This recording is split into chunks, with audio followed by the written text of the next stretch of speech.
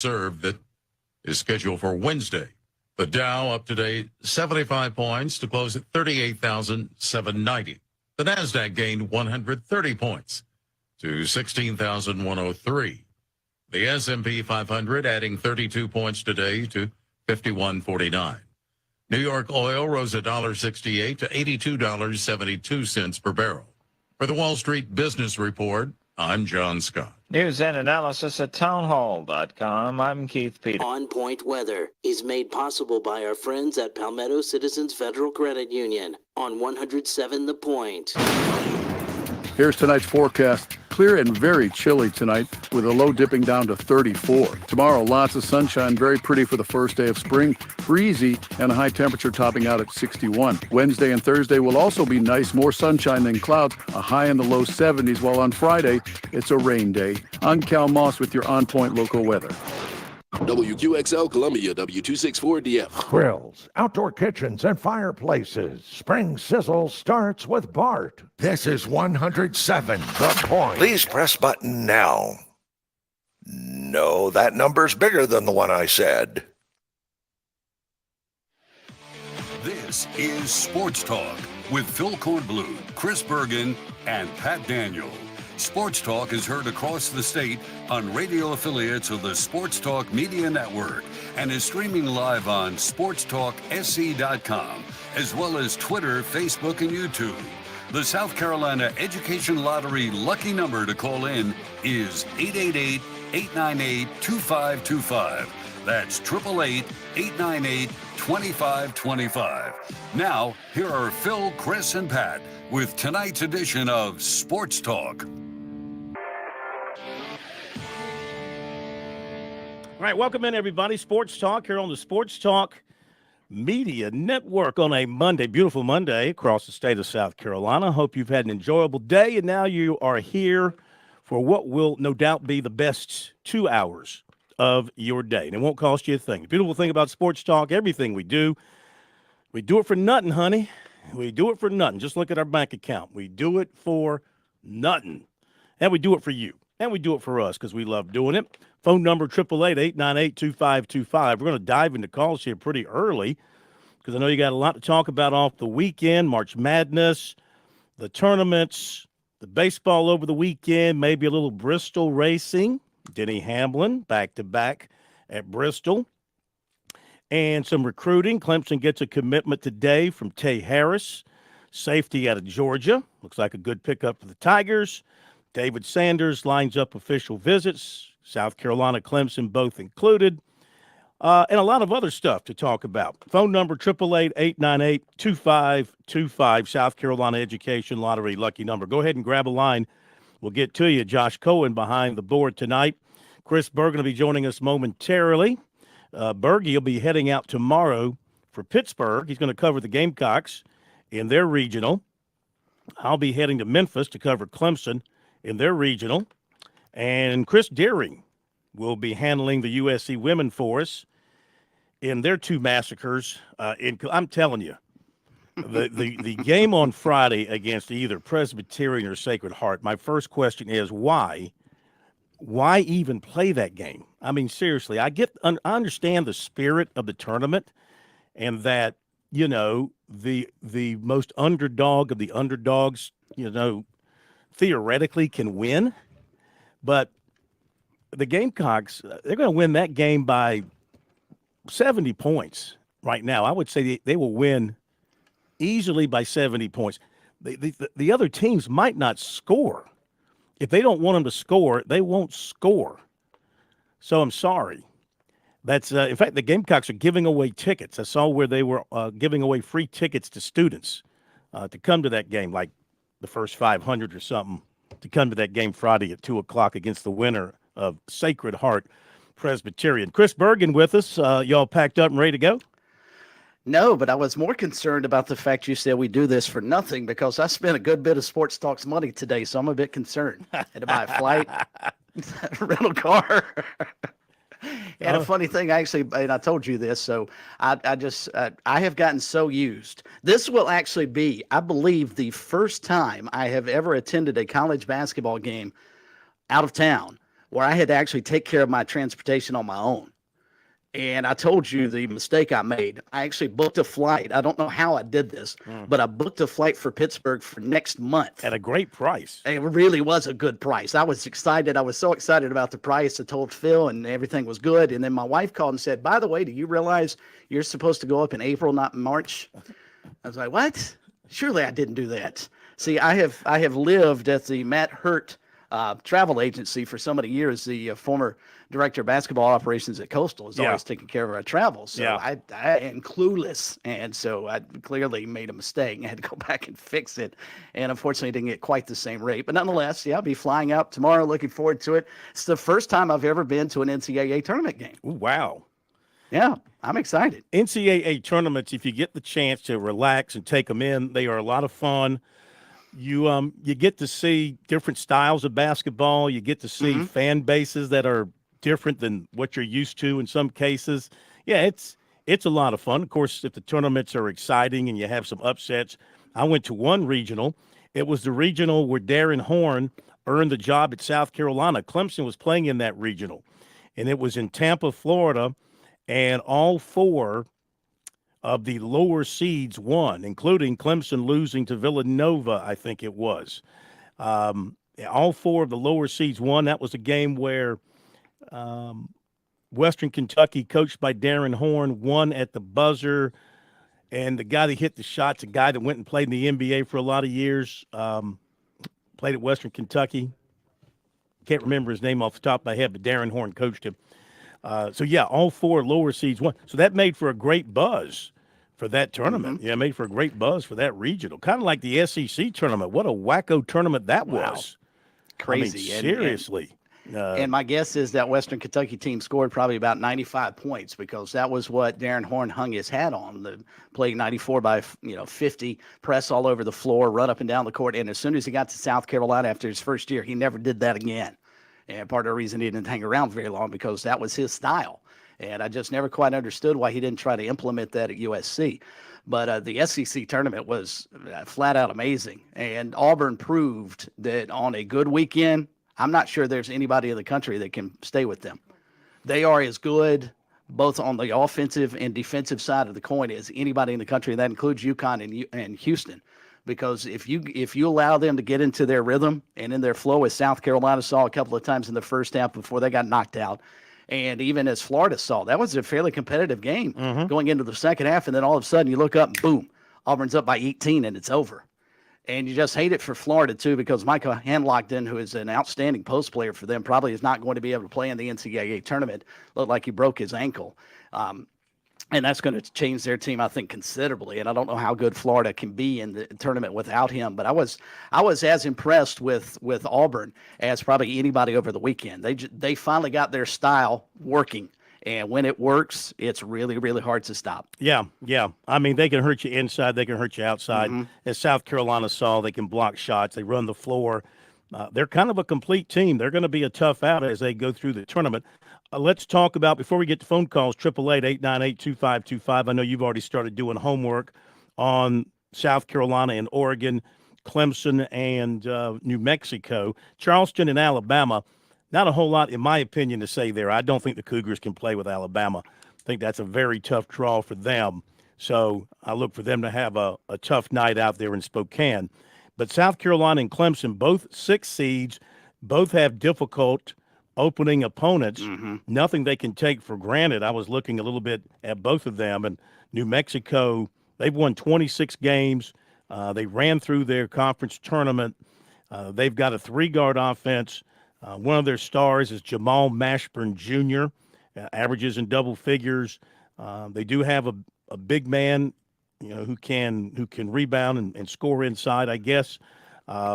This was like a difficult assignment for Clemson. I believe Vegas has made Clemson the underdog in this game. And I wonder where Clemson's head is, the way they finished up, going one and done at the ACC tournament, losing at Wake Forest, losing to NC State a couple of games before that. As it turned out, no shame the way NC State played in the ACC tournament.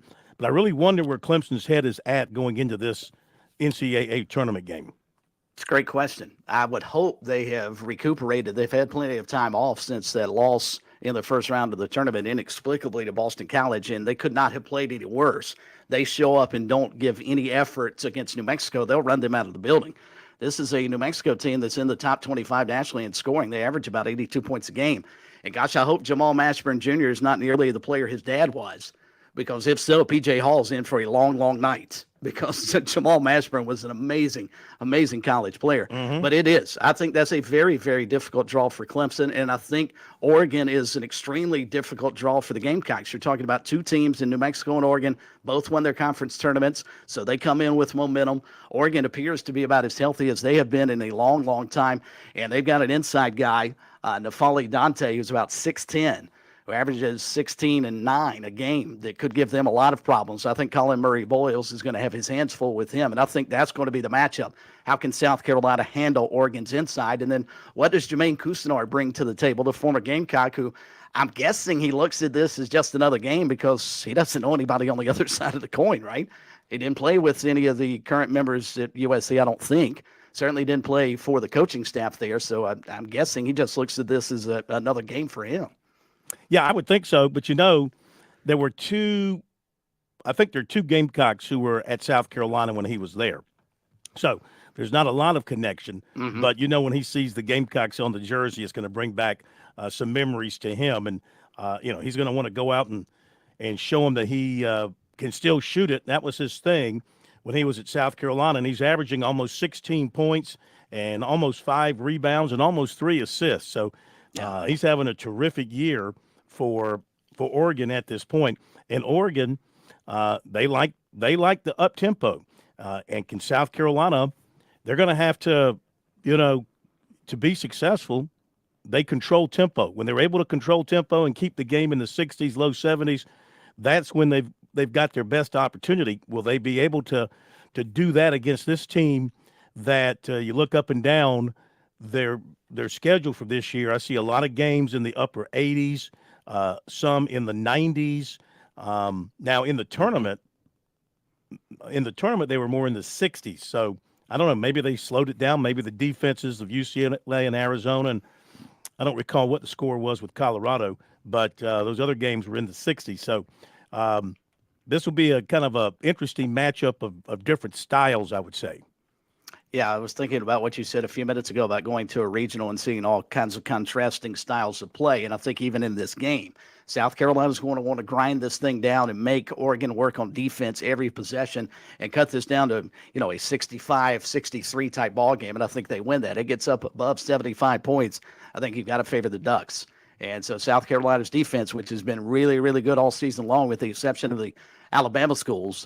And fortunately, Oregon's not in the state of Alabama, so you got to like that. They keep it in the they allow their defense to work for them. I think they'll be fine. I'll be curious to see how Lamont Paris handles that defensively. I mentioned the big guy inside, Dante. Do you run some Josh Gray at him and just use his physical nature to try and bump him around a little bit and maybe get some fouls from Josh Gray and vice versa, and maybe keep Colin Murray Boyles off of him and allow Josh Gray to deal with that guy because he's maybe not the height, but he certainly got the girth inside. I'd be interested to see what kind of defense they run out there against them. A little bit more on Cousineau's season. I mean, he's really having a heck of a year. He's been averaging over 20 points per game like in the past month of the season. He's shooting right at 40% from the floor, 33.5% from threes, 74% from the line. So he's given them good all-round scoring that he could do at South Carolina. It was Gray and Jacoby Wright. Those are the two Gamecocks. Okay. Yeah, you're right.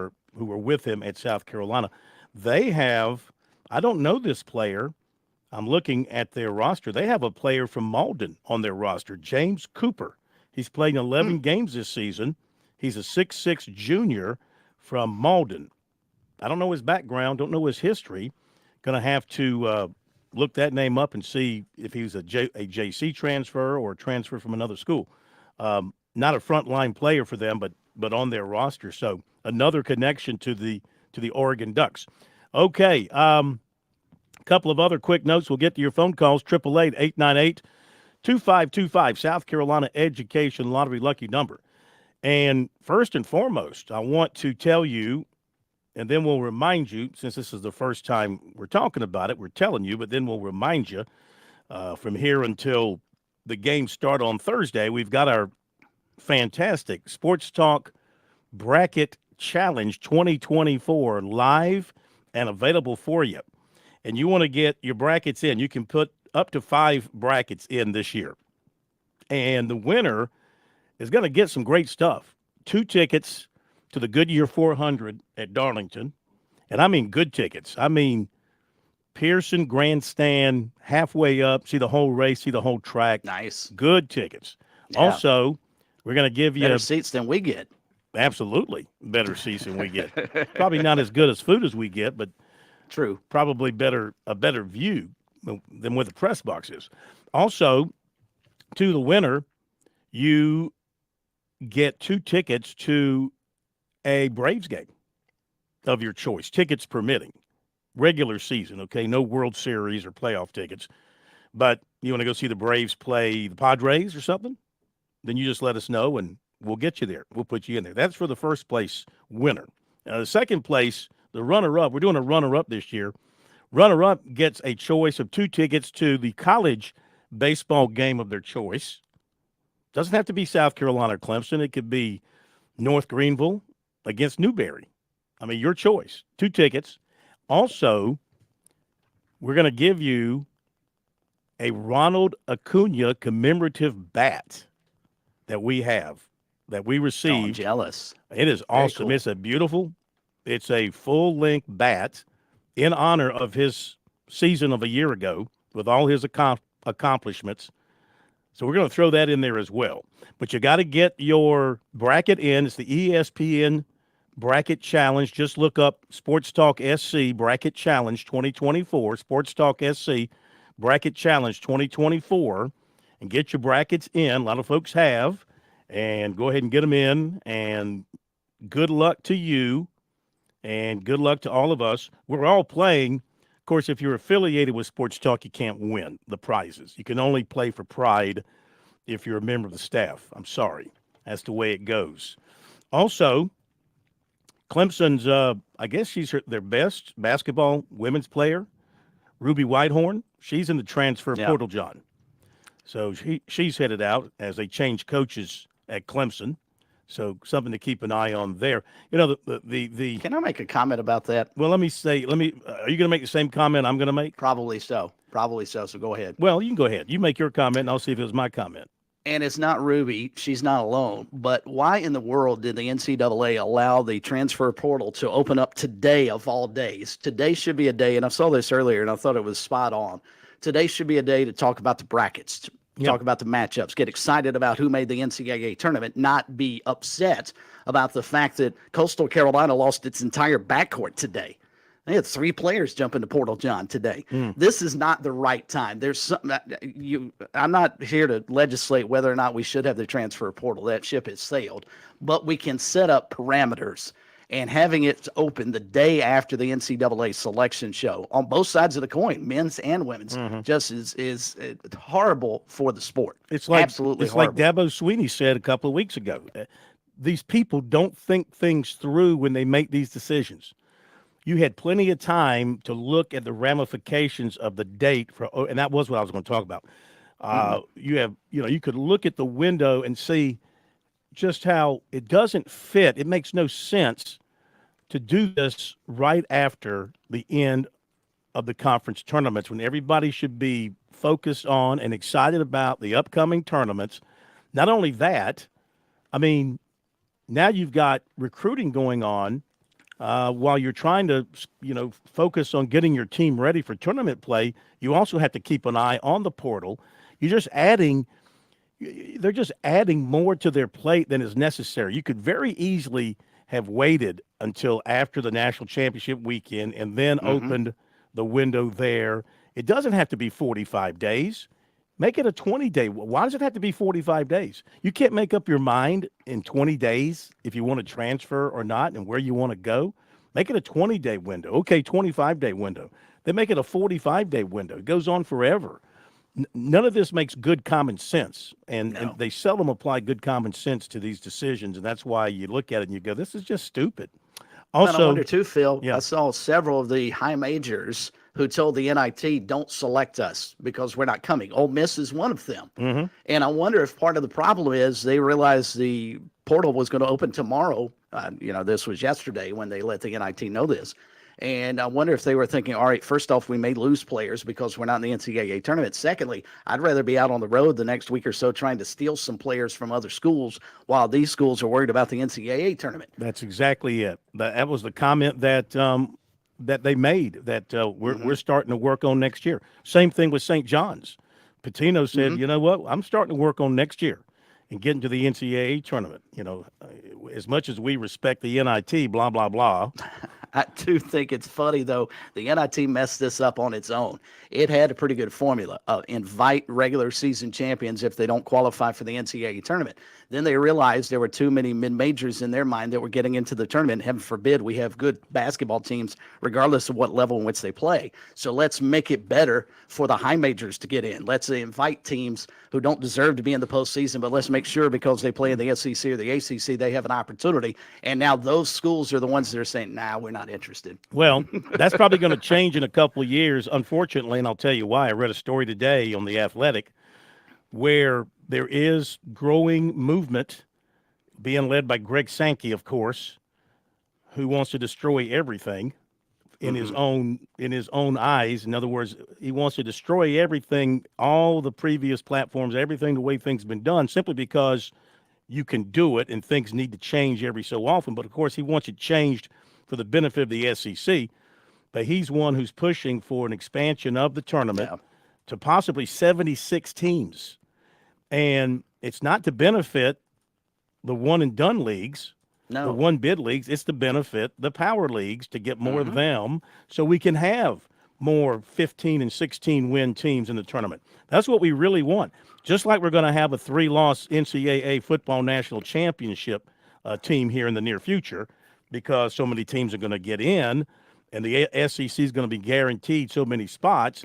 A 2 or 3-loss team is going to get in, get hot, run the table, win the championship. Just water it down, and simply because you want more teams to make more money. Don't worry about what the finished product's going to look like.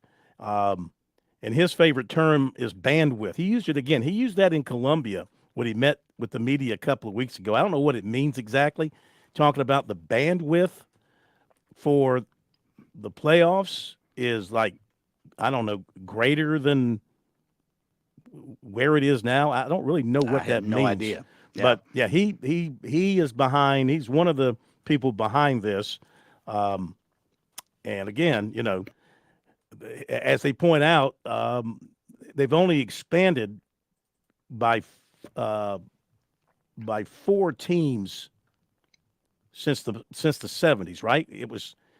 It was 64 teams. It was 32. Then it went to 64. Then it held at 64 till they went to 68. That, of course. Did it go from 32 to 48 first? Did it go 32, 48? I don't know. I'd have to go back and double check. Yeah. I don't remember the jump from 32 all the way to 64. It may have been, but I thought there was a step in between. Well, I'm just saying any decision like this for expansion purposes because you want to milk more money out of television ultimately dilutes and weakens the product down the road as I see it, because you're gonna be the NFL. He wants it to be the NFL. He wants a champion like the NFL could have had a Super Bowl champion that the Packers had won. They'd have had a Super Bowl champion with 8 losses. Yeah. And everybody would have been fine with that. They'd have been fine with that. It's the NFL, But if that's what you want college football to get to, and that's where you're headed with champions with multiple losses, when for decades you'd have 0 losses or 1 at the max.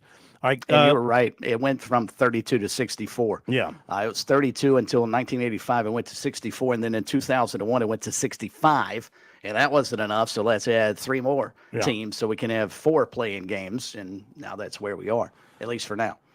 Yeah, the format that I read, if they went to like 76 teams, would be you would have 24. You would have 24 teams playing in the first round to advance into the main draw, something like that. Yeah, it's just, whatever. Just going to keep killing the golden goose. Leave it alone. The USC women had a player in the portal, John, as well. She's a player that you didn't hear much from, but she was highly recruited, but she was suspended most of the year and will probably draw a lot of attention. Sonia Ja. So she's in the portal, John. Dawn Staley actually put out a statement about her leaving.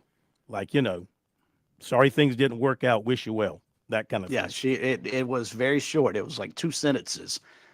So I'm not sure Dawn is losing a whole lot of sleep over her transferring out of the program. Well, I mean, she was supposed to be a really good player. And, you got to give it a chance to develop. You got as a player and fit into the system. But obviously she did something. Something happened during the season that led her to be suspended. Yeah. And our poll question of the week, based on the bracketing, which of the 3 teams from the state in the men's tournament will advance to the second weekend? 234 votes are in this afternoon. 60.7% say the Gamecocks, 16.7% say Clemson, and 2.6% say the College of Charleston. I think I could probably ride with those numbers. Kind of agree with that. By the way, South Carolina's 16th in the AP top 25 this week. That's down 1 from last week. Of course, the women still unanimous number 1 in their ranking. Okay, we'll get to the phone calls after the break. On Point Weather is made possible by our friends at Palmetto Citizens Federal Credit Union on 107 The Point. Here's tonight's forecast. Clear and very chilly tonight with a low dipping down to 34. Tomorrow, lots of sunshine, very pretty for the first day of spring. Breezy and a high temperature topping out at 61. Wednesday and Thursday will also be nice, more sunshine than clouds, a high in the low 70s, while on Friday, it's a rain day. I'm Cal Moss with your On Point local weather. Hey y'all, this is Ted from Flight Deck Restaurant. We'd like to invite you and your family to dine with us. We have a great menu that's sure to please your whole family. We have fresh cooked burgers, big juicy wings, blue plate menu featuring country cooking, oven baked hoagies, fresh crisp salads, authentic Greek food like gyros, souvlaki, and baklava. We also carry 20 different premium cheesecakes and pies. Flight Deck Restaurant also has an arcade with 30 different games like Star Wars, Batman, Skee Ball, Bass Wheel, Pac-Man, Galaga, and so much more. Flight Deck, your favorite family restaurant. Thanks y'all and God bless. The Point. With SRN News, I'm Keith Peters reporting the Supreme Court on Monday has extended its block for now on a Texas law that would give police broad powers to arrest migrants suspected of illegally entering the U.S., while a legal battle it sparked over immigration authority plays out. Opponents have called the law, known as Senate Bill 4, the most dramatic attempt by a state to police immigration since an Arizona law more than a decade ago, portions of which were struck down by the Supreme Court. Dartmouth says it will not enter into a collective bargaining with the union its men's basketball players voted to join earlier this month. The school made the announcement Monday in a move that could send the case to federal court. The school was adamant that it believes athletes in the Ivy League are not employees in a statement that declared its refusal to bargain a labor deal with the athletes. More details at srnnews.com. I've gone from being the skeptic to now emphatically endorsing the idea of solar power for your home or business. But make no mistake, my skepticism was legit because there's only one solar company I've come to believe in. That's Broker Solar. They're local. They're in Lexington. They're not door knockers and high-pressure salespeople. So what about those questions? Broker Solar answered them. How much does it cost? Who gets tax credits? Why should I get a solar battery in addition to solar panels? What type of warranty comes with such an important investment? Kim, Matt, and the team changed my skepticism to confidence. I've been to their job sites, and I am in awe of how the technology has evolved. I'm so impressed with the workmanship from Broker Solar. I've talked to their customers. It all makes so much sense now. Oh, and listen, these politicians, the media's attempt to guilt you with green this and save the planet that, that's not why you want solar power. You want it because it really will save you money. It really gives you control of your power bill instead of the power companies. Hey, find out more online at brokersolar.com or just give them a call. 807-7417. That's 807-7417. Great things don't happen all at once. Big dreams take time. And when it comes to saving for college, it's those small steps that make a difference. I'm State Treasurer Curtis Loftus. Future Scholar, South Carolina's 5-9 college savings plan, is designed to be taken step by step. You can start with any amount, contributions are tax deductible, and earnings grow tax-free. So why wait? Discover the smart, easy way to save for college at futurescholar.com. Paid for by official funds authorized by the House of Representatives. Hello, this is Congressman Ralph Norman. It is my greatest honor to serve the people of South Carolina's 5th Congressional District. If my office can ever be of any help with any federal issues such as VA, IRS, Social Security, passports, and many others, please give us a call at 803-327-1114 or stop by our office in Rock Hill. For more information about our offices, please visit norman.house.gov. Thank you so much. When you've got the gem of the Midlands, Lake Murray, at your disposal, who can blame you for wanting to hit that water now? Marine 360 has been your local home for the nicest crest and sea hunt boats since 2007. Brandon, Scott, and their team, well, they offer expertise, incredible customer service, and a tremendous selection of new and pre-owned boats. Crest is the industry standard. They've been building boats since 1956, the oldest and one of the most respected pontoon builders anywhere. Sea Hunt is built right here in Columbia, the #1 selling center console in its class for 19 straight years. Look, Marine 360 is on the lake. It's a great place when you need your boat service. They're authorized service experts for Yamaha, Mercury, and Suzuki. I know Brandon and Scott. These are good guys. They're local, and they'll be there from start to finish. They can get you into the best boat that fits your dreams and your budget. Take a look online, marine360sc.com, or better yet, give them a call, 749-2360. Go visit the showroom, see their awesome selection, hit the water for a demonstration. If you belong on the water, you belong in a Marine 360 boat.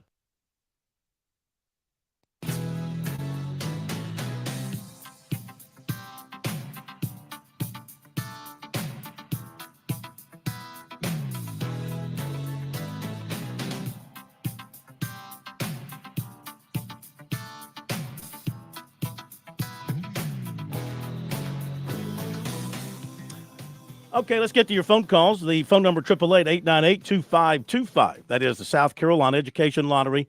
Lucky number, Phil Kornblut, Chris Bergen, at your service on this Monday night. Looking forward to another year of March Madness. And let's begin our phone calls by going to, you'll have to tell me because I don't have the list here. My bad, I didn't open the list up in time. Keith from Camden. Keith in Camden. All right. First up tonight here on Sports Talk. Keith, welcome into Sports Talk. How are you? I'm doing great, Phil. A little under the weather, Oh, but no. can't complain. What you got? Yeah. A little bronchitis, but, not too sick to listen to y'all. Well, hopefully we take a little bit of the pain out of your system. Yeah.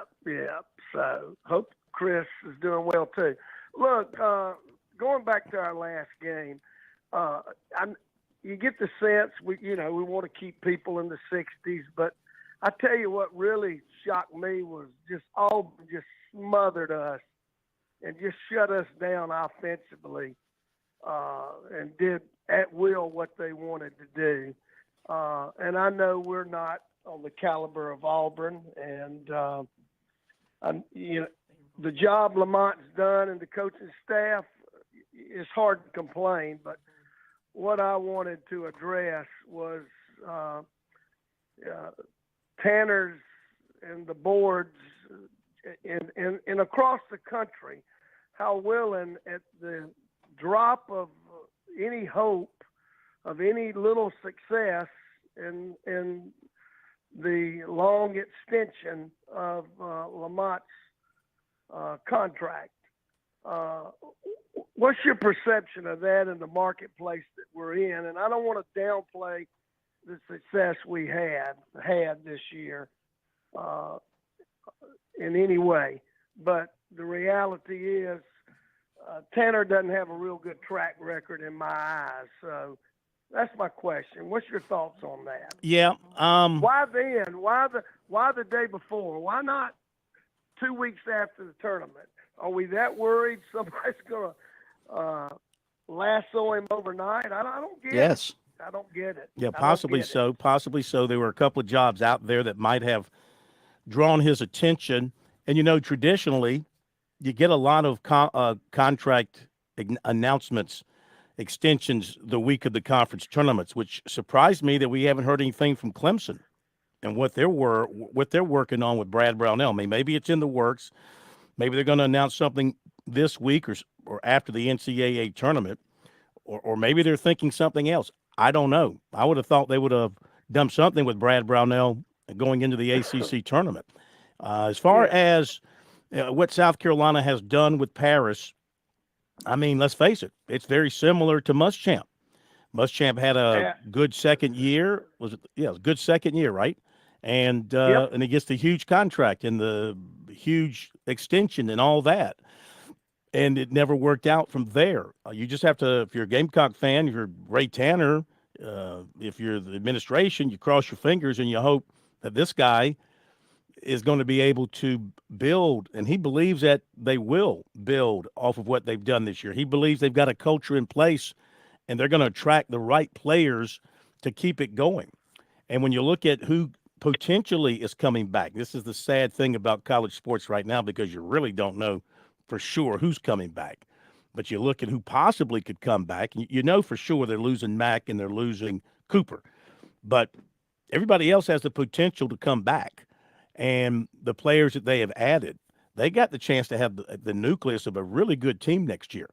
And you figure that they're going to be improved with another year under this coaching staff and another year of experience with the young guys. So, but the expectations will be higher. You know, they were the cute little story around the SEC this year because they were picked dead last, and they almost won the darn thing. So going into next year, they're going to be picked probably fourth or fifth, and expectations are going to be much higher. So there'll be a little more pressure on everybody to deliver and live up to that contract.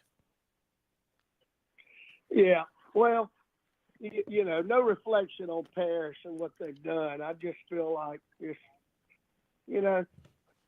Are you saying he should not? Are you saying they should not have done it? I'm not saying, you know, who am I to say, well, you know, if it works out, it's great. I'm just saying I don't think there's enough body of work displayed to make such a strong decision to do a 6-year deal. I mean, that's my opinion, and it's worth a nickel. No, your opinion is as good as anybody else's. My opinion's influenced based on Tanner's track record. But look, I'm hopeful, and you know, it's just an opinion. But we'll see. You know. Time will tell. That's why they get paid. Time will tell. Look, what do you think? And I'll hang up and listen. What do you? The matchup is not an easy matchup either. No, of course not. I think you can throw the seedings out the window here to steal a worn-out phrase. I think you can throw the seedings out the window here, Chris. I think these are two relatively evenly matched teams talent-wise. Again, I think it will depend on which one is able to impose their will on the other the most here. If Oregon is able to speed South Carolina up and make them play at that quicker tempo, I think that could be a problem for them. If South Carolina can pound it inside to their big guys, and if Matt can back down a couple of those bigger Oregon players and score over them, and Murray Boyles is able to do some good things inside, you know, get Gray some good minutes off the bench to score inside and do some damage and keep the turnovers to a minimum, that sort of thing, then I think they'll have an excellent chance. But they got to make shots. That's very simple about basketball. You got to make shots. Might be the easiest sport in the world to analyze beyond all the X's and O's. You can run the greatest plays in the world.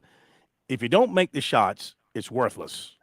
You know, you come away with nothing. Yeah. So who makes the shots? Yeah. I hate to be this simplistic about it, but who makes the shots is going to win the game. I mean, Chris, you see a lot more up-close college basketball than I do, but I mean, simply, it's about who puts it in the basket.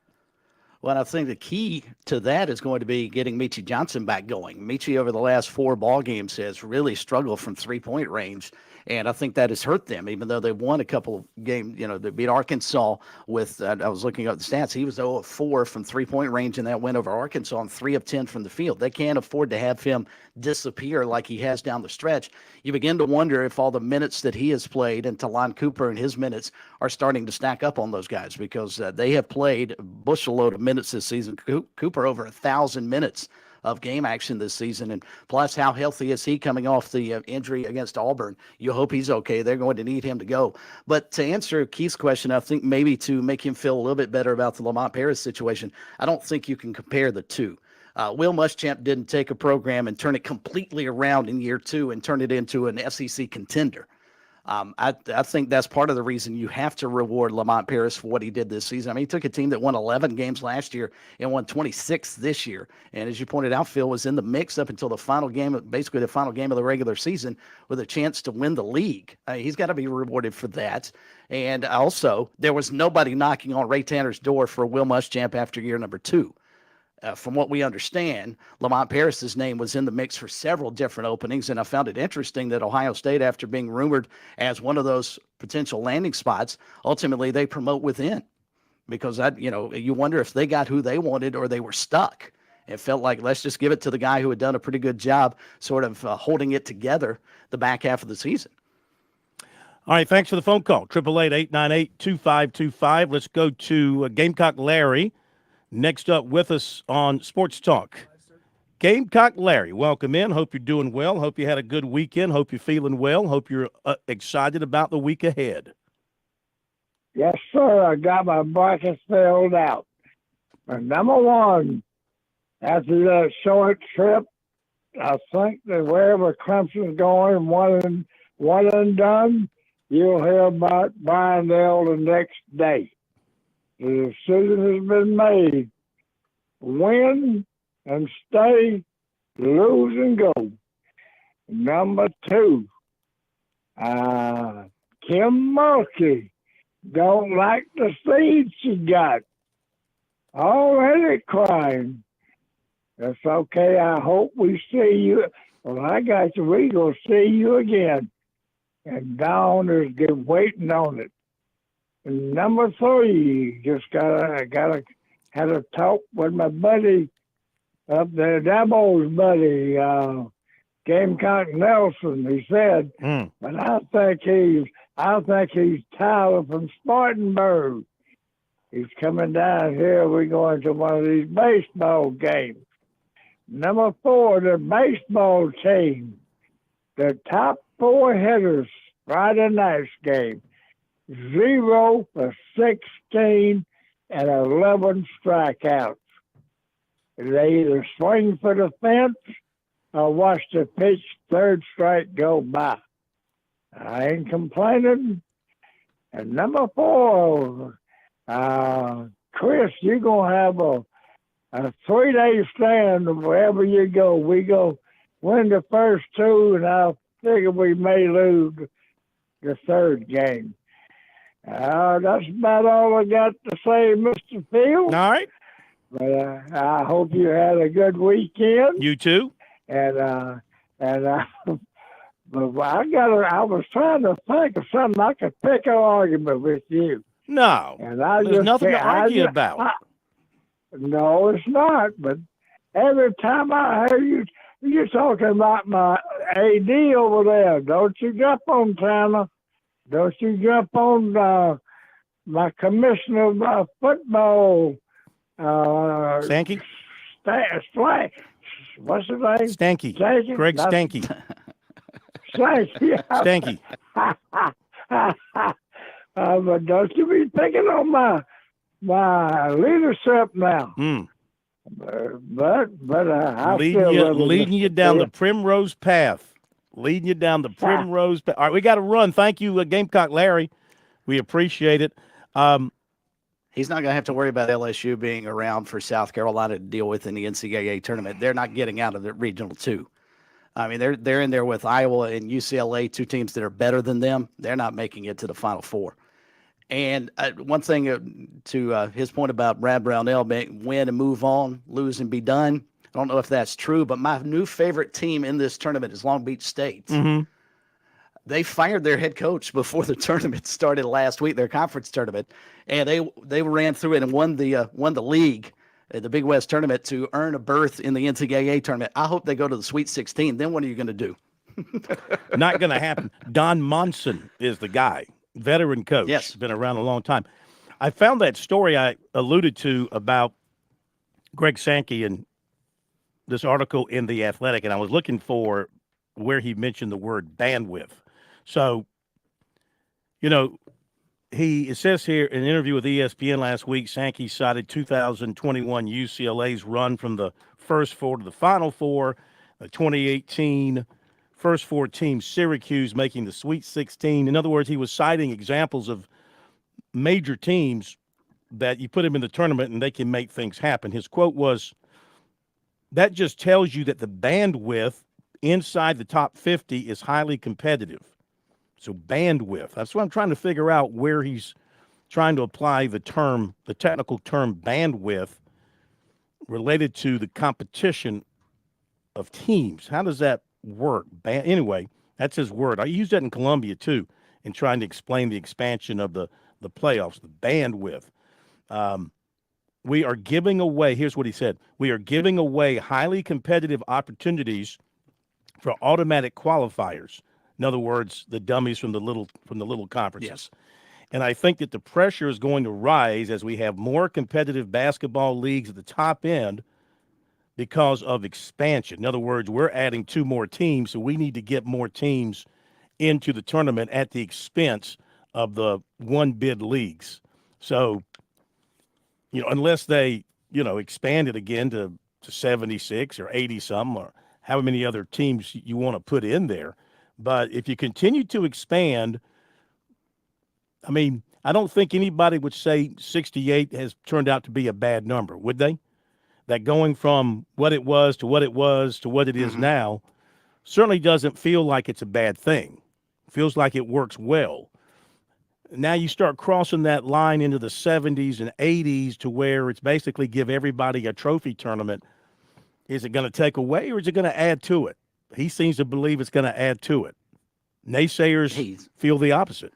He couldn't be more wrong on this situation at all. And just because Syracuse happens to get into the tournament, or Mississippi, or pick mid-range teams, heck, South Carolina, Clemson, if they get hot, that doesn't necessarily mean that they had earned it during the regular season. This is supposed to be a reward for what you did from November up until the middle of March, not for what you could do for 6 ball games. And the other thing they need to do is stop allowing conference tournament champions, to have to play in the play-in game. You earn the right to be in the tournament. The play-in game should be for those mid-level, high-major teams. Make all them fight for those spots. Those teams from the one-bid league should be in the tournament, not having to win another game to get into the tournament. That's a good point. I'll address something on the other side, but that's a good point. Back in a moment.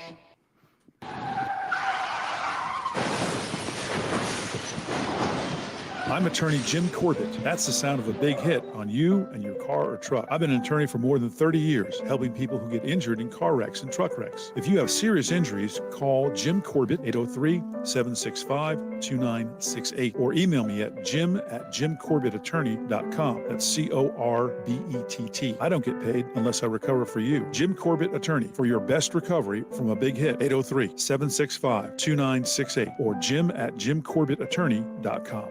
Stay tuned. More Sports Talk is coming up on the Sports Talk Media Network.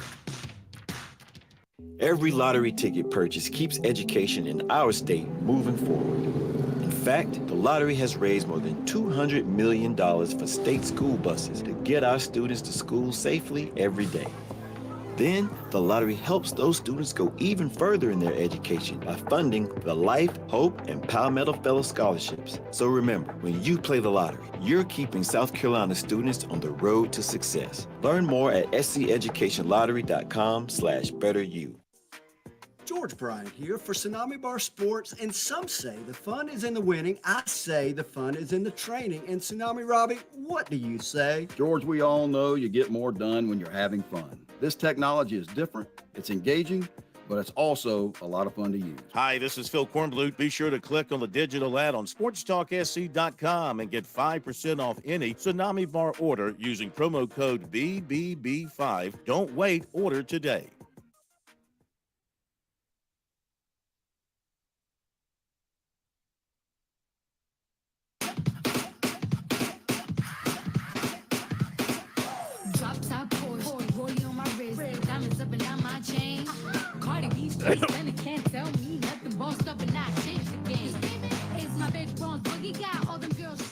All right, back to your phone calls, 888-898-2525. And as we go, I want to remind you very quickly that your summer vacation is coming up. Or maybe you don't want to wait till summer. You want to do something this spring. You want to get away to the coast of South Carolina, make sure you call Jimmy Smith right away at 843-237-4246, Paulie'sVacationRentals.com. James W. Smith Real Estate Company, 843-237-4246 for your perfect beach getaway. Let Jimmy work with you, put everything together so that you'll have a great time at the beach at a great location at a great price. 843-237-4246. All right, now back to your phone calls. 888-898-2525. We go to Lee in Greenville next with us from the upstate. Lee, welcome in. Good to have you with us tonight. Hey, brother, I'm from Greenwood. Greenwood, that's upstate. That's close enough. You right. You know who I am. I do. We've talked before. It's Lee in Greenwood, also known as the great singer Lee Greenwood. No, I couldn't carry a tune in a bucket. Anyway, I know what Clemson needs to do for Brad Brownell, and it's probably going to upset Mr. Chris. But they need to give him his pink slip. I have watched them over and over. They should have run Wake Forest out the gym. They can't run the ball. They can't push the ball. And if that Girardi shoots, he's either hot or he's cold as this wind that's blowing right now. And every time I watch him, he's cold as the wind blowing. I mean, you could take a case of hot beer and make it cold, froze with him shooting. He's horrible. But anyway, and to answer Mr. Keith's question, see, Ray Tanner and them, they spend money like Congress. It ain't their money to spend. So they can give away all these raises because it don't affect them. They don't have to pay it. But the fans and the trustees and the people of the state of South Carolina, both at Clemson and at South Carolina, have to pay that. And I'm not saying the gentleman at South Carolina don't deserve it because he's done a great job. Heck, if y'all don't want him, we'll take him at Clemson because he's far better than Brownell. Brownell is horrible. I don't know if he could win in the Peach Belt.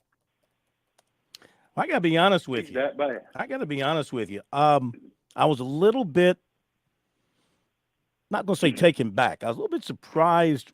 He sounded very subdued to me at the press conference yesterday after they got their bid. Did you see that, Chris? To me, he seemed subdued. I mean, I don't know if there's something going on in the background, if there's something on his mind, if he already knows something. I don't know anything. I'm just watching and observing and drawing my own conclusions. I don't know if you heard the comments, Lee, after they got their bid yesterday, but it just seemed to me that he was a little bit more reserved than a guy who just gotten a rare NCAA tournament bid, fourth time in his 14 years. Well, I didn't hear his comments but the way his team, the last 4 minutes of a ball game, he is horrible. I mean, it's absolutely horrible. They cannot finish the deal. You know, I'll go back to the Wake Forest game. Far mortality. They play a half-court offense. Why are you playing a half-court offense against a team you can run out the gym? Run them out the gym. Get them on the run. Wear them out. Because if you let them shooters get hot, they'll wear you out. And that's what happens. No different than Boston College. Boston College is horrific. But there again, what do we do? You know, just lackadaisical. And I'm tired of hearing that Clemson, well, they don't care about basketball. I disagree with that. Mm-hmm. And I look at all these other football schools. Look at Auburn. Good God Almighty. That's a ball team right there. That's the kind of team you can get up and watch and be excited to watch. Clemson's like reading a fable. You might as well get your Aesop book out and read it. You'll have more entertainment. But I'm going to say this. I know you want a more exciting style, but I argue that Brownell's best teams are the ones that play the way South Carolina plays, are the ones that pound you inside and play great defense. Well, that's right. He's got guys that don't play great defense, and I don't think he's really good at coaching a good are coaching a team that's more offensive minded than it is defensive minded, and he'll complain about that. I agree with you there. He's complained about that Well, during that's this his season fault. and He's the previous coach. seasons. But he's the coach. If you got kids that don't want to do what you ask them to do, then you put them over there and let them watch the game. Well, you know what I mean? But I mean, he recruited these guys, and I mean, look, PJ Hall, for all the great things he does, he's got to get you more than two. Defense. Well, he's got to get you more than 2 or 3 rebounds per game as well. You can't put everything on Shefflin's back and say, "Go get us every rebound." I agree. Godfrey will go in there and get either. some rebounds, but PJ Hall's got the size and the muscle to go in there and get some rebounds. There's some rebound games he's only had 1 or 2. Out on the top. Right, but he spreads them out and puts them on the top of the key. Why is a 6'9" dude at the top of the key? Well, he could knock down the three. He can knock down the three. And if you do that as a big guy, you're going to stretch the defense, and then your guards are able to drive into the paint and get to the basket. I think that's the concept. I don't see no driving. Yeah. Well, Chase Hunter had his moments. He's kind of cooled off here of late, but he's had his moments. Lee, we got to run, man, but we appreciate you. Thank you, brother, sir. Good hearing from you. All right, those of you holding, we'll continue with the calls right after the top of the hour break. So don't worry, we'll get to you. Hang in there. We'll take more calls. 888-898-2525 is the number. Back in a moment.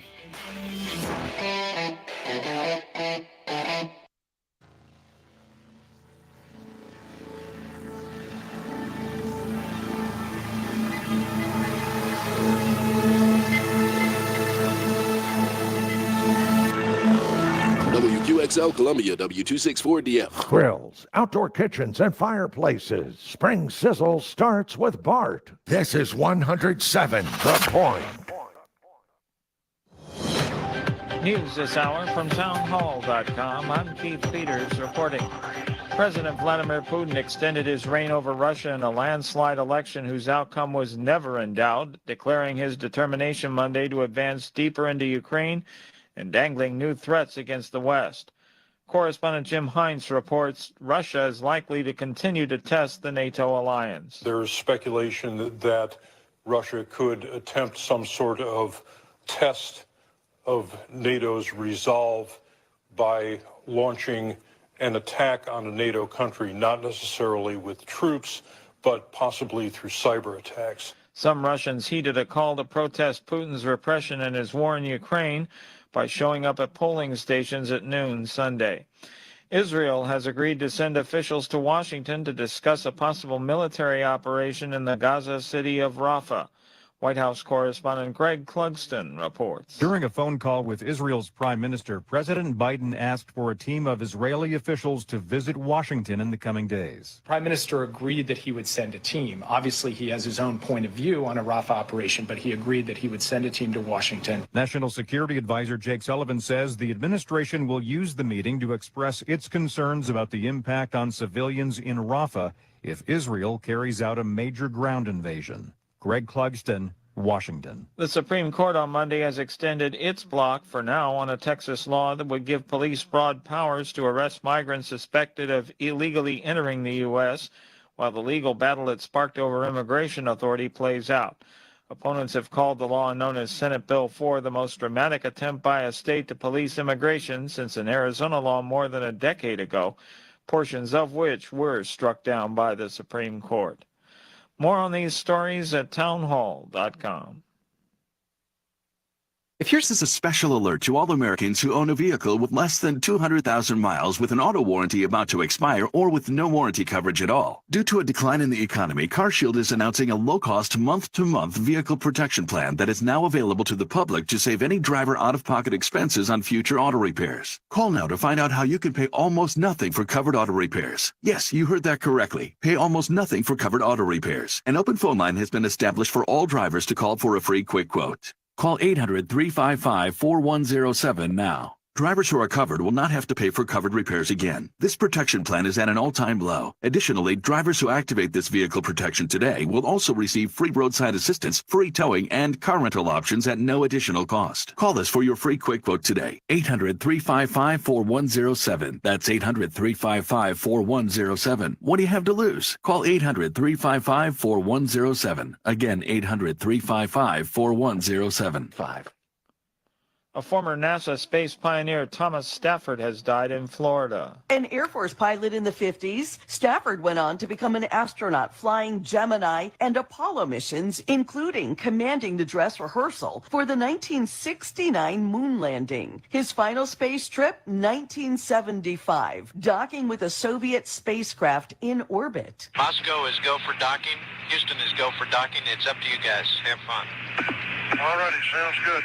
Stafford became the first American to shake hands with a Soviet counterpart in space. Later, NASA relied on Stafford's expertise for returning to space after the Columbia explosion and planning missions to Mars. I'm Jackie Quinn. Sports Illustrated will continue operations after the company that owned the brand agreed with a new publisher for its print and digital operations. News and analysis at townhall.com. I'm Keith Peters. On Point Weather is made possible by our friends at Palmetto Citizens Federal Credit Union on 107 The Point. Here's tonight's forecast. Clear and very chilly tonight with a low dipping down to 34. Tomorrow, lots of sunshine, very pretty for the first day of spring. Breezy and a high temperature topping out at 61. Wednesday and Thursday will also be nice, more sunshine than clouds, a high in the low 70s, while on Friday, it's a rain day. I'm Cal Moss with your On Point local weather. WQXL Columbia, W264DF. Grills, outdoor kitchens, and fireplaces. Spring Sizzle starts with Bart. This is 107 The Point. Ooh, I like when you press that one. The Point.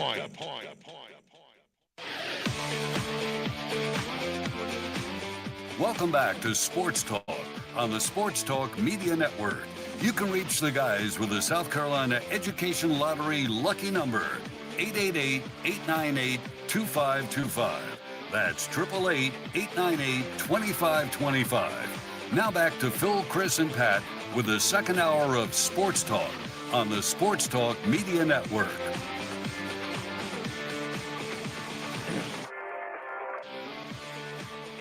Okay, we're back. Sports Talk Media Network. 888-898-2525, taking your phone calls. Jim Toman will be here at 7:35. Talk about the baseball weekend. What a weekend for Clemson, taking 2 out of 3 at Duke. And South Carolina, I know losing 2 out of 3 is never good, but winning that last one certainly had to feel good for the Gamecocks at Ole Miss, maybe getting them off the schneid a little bit there offensively and getting some key hits for a change instead of leaving runners on the bags in scoring position as they've been doing all season. Now they get Vanderbilt in Columbia this weekend after playing Upstate tomorrow night in Greenville. And let's see, Coastal Carolina took 2 out of 3 as well, their series. So College of Charleston took their series from Wofford. So anyway, Coach Toman will be here just a bit outside, 7:35, to talk some college baseball. Oh, this is what I wanted to say. I forgot to mention this about your point about giving the tournament champions from the one-bid leagues, don't have them play in the play-in round, put them in the main draw because they deserve it. I get that, except what do you say about the case of a Long Beach State that had a terrible season but just got hot for a weekend? You want to reward a team that just got hot for 3 or 4 games and give them something other than a 16 seed and let them go right into the main draw? If you are going to declare them as the conference champions, then yes. If what they should do in one-bid leagues is reward the regular season champions, not have a tournament, that way teams who were good for 4 months get credit for what they did, as opposed to, your point, a team that was good for 4 days. But as long as the NCAA and those conferences have set it up where their automatic qualifier to the NCAA tournament is deemed a conference champion, then yes, a 7th seed or 9th seed or 10th seed out of the ACC or the SEC or the Big Ten should not be rewarded. They should have to go fight their way to get into to the tournament, in my opinion. Don't penalize those schools who went out and did what they're supposed to. Like you were joking about the women's matchup, and I think you're right. But Presbyterian should not have to, nor should, who is it that they play? Sacred Hearts. Both of those teams are conference champions. They should be in the main draw. They shouldn't have to fight their way one more time just to get into the main draw and then to get blown out by the Gamecocks. But nonetheless, they should have the right and the opportunity to celebrate being in the tournament. Those teams aren't in the tournament yet. They've got to win one more game. They did what they were told by their conference they're supposed to do, and they should be rewarded for that. All right, back to the phones. Tommy, West Columbia, welcome into Sports Talk. How are you? This is Tommy the Palm Shooter from West Columbia. Welcome. How are you, sir? I'm doing really good. This is an angry call. I'm not exactly sure what a palm shooter is, but go ahead. Well, you and I have had this conversation before. You always said you shoot with your fingers. Oh, you're right. Yeah, you do. Fingertip control. That's right. You get it up on your fingers. Right. Pop the wrist, put the back spin on it. 17 and a half. What was it Buckman used to tell us at Frank McGuire's camp? No, I think it was 12 and a half rotations from the foul line is the perfect foul shot. I think it was 12 and a half rotations. Well, that's why Buck Freeman died. That's what No, he died because he got to be like 95 years old. That's why he died. Right. But let me tell you something. I was watching the Carolina game the other night, and I watched these big guys under the basket that can't shoot free throws. And for some reason, they never improve. They never improve. And the big guys flip the ball with their fingertips. And the guards, they put the ball in their palm and thrust it toward the basket. And they make them like it's nothing to it. I was watching the Carolina, LSU game, the other girls' game, women's game. Mm-hmm. And they came down, and the big girls, big women, they did that flip shot, and they missed them all, And I said, they would have won that game probably with 5 or 6 points over Carolina if somebody would teach them how to shoot free throws. I mean, they don't have to be outside shooting 3-pointers with their palms, which that's the way to do it. But if they would just do that, in fact, if you don't call somebody and tell Carolina and tell them how to shoot free throws like that, big girls, I'm going to call LSU, and the next time they play Carolina, they're going to win the game, because that's the only way you can shoot is with your palm. Thrust your palm toward the basket. Phil, that's my story, and I'm sticking to it. What do you think? I've always been a fingertip guy. Let's ask Chris. He watches a lot of college basketball up close, and he sees high-level players. Now, our argument here, Chris, and this goes back a couple of years. So I've always been taught that you get the basketball on your fingertips. You dribble with your fingertips, and when you shoot your shot, the ball goes off your fingertips. It rolls off your fingertips. That's what puts the rotation. But Tommy believes it's got to be in your palms, that your palms got to initiate the spin, and it rolls off the palm of your hand through the fingers and towards the basket. What do you know from your experience? Well, my experience has always been you shoot it with your fingertips as well. And to Tommy's point about the Gamecock women, they probably could improve a little bit at the line. They're shooting 68, 69%, but LSU's right around 75%. And the Gamecock men actually shoot about 71, 72% as a team. I think most teams around the country would take that. No. You dribble with your palm. You shoot with your palm. Your fingertips react. You can't dribble with your palm. You have no control of the basketball if you dribble it with your palm. No, you dribble with your palm, and your fingertips react as you go down the court. Oh, I see what you're saying. You got five fingers. I've had coaches tell me, and we're going to let you go because we've got a bunch of people waiting. Thank you. I've had coaches tell me, go out and play basketball on a dirt court or a cement court that's got dirt on it, whatever. And if you've got dirt on the palm of your hand, then you're not dribbling the ball correctly. Your fingers should be dirty. The dirt should come up because the palm of your hand should never touch the basketball. Mm-hmm. That's what I've always been told. Tommy believes differently. He's from that era of set shooting, two-hand set shots, apparently. Sure. He's not from the jump shot era where we grew up and starred and led our teams to untold victories. Thank you for the phone call, 888-898-2525. We continue with your phone calls. Let's go to Hank in Columbia. Next up on the program, Hank, welcome in. Good to have you with us. I'm doing fine, Corn. Yes, sir. Hey, I've always been taught fingertips, too. There you go. Hey, we agree on something. And went to many clinics because I coached girls basketball for about 10 years.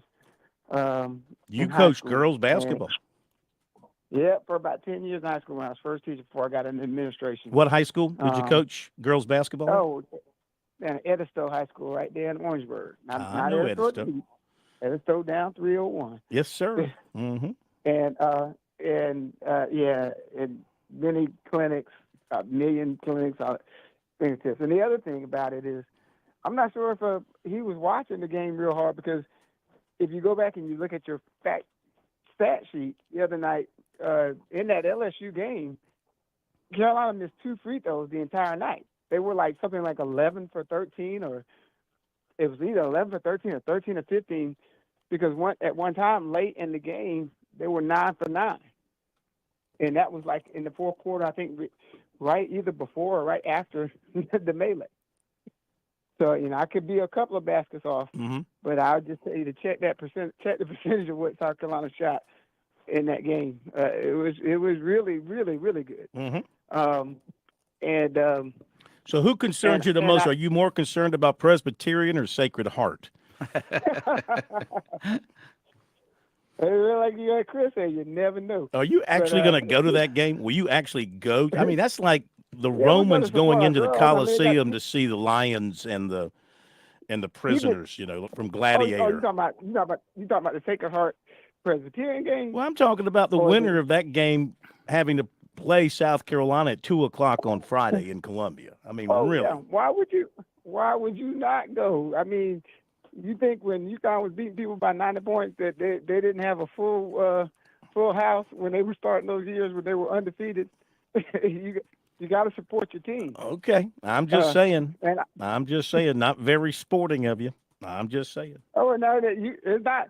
No, you can't say it's sporting because you built your program to a point that you're able to do that. But if you're saying automatic qualifiers should get in, then if you got a program they're going up against, you can't make it look pretty. They're in, like you said. You want them in for the men, they're in. But I'll say this. I think Keith must have just an issue with Tanner, because Corn, you might not want to say it, but some of the coaches, you listen to the coaches and they leak out names.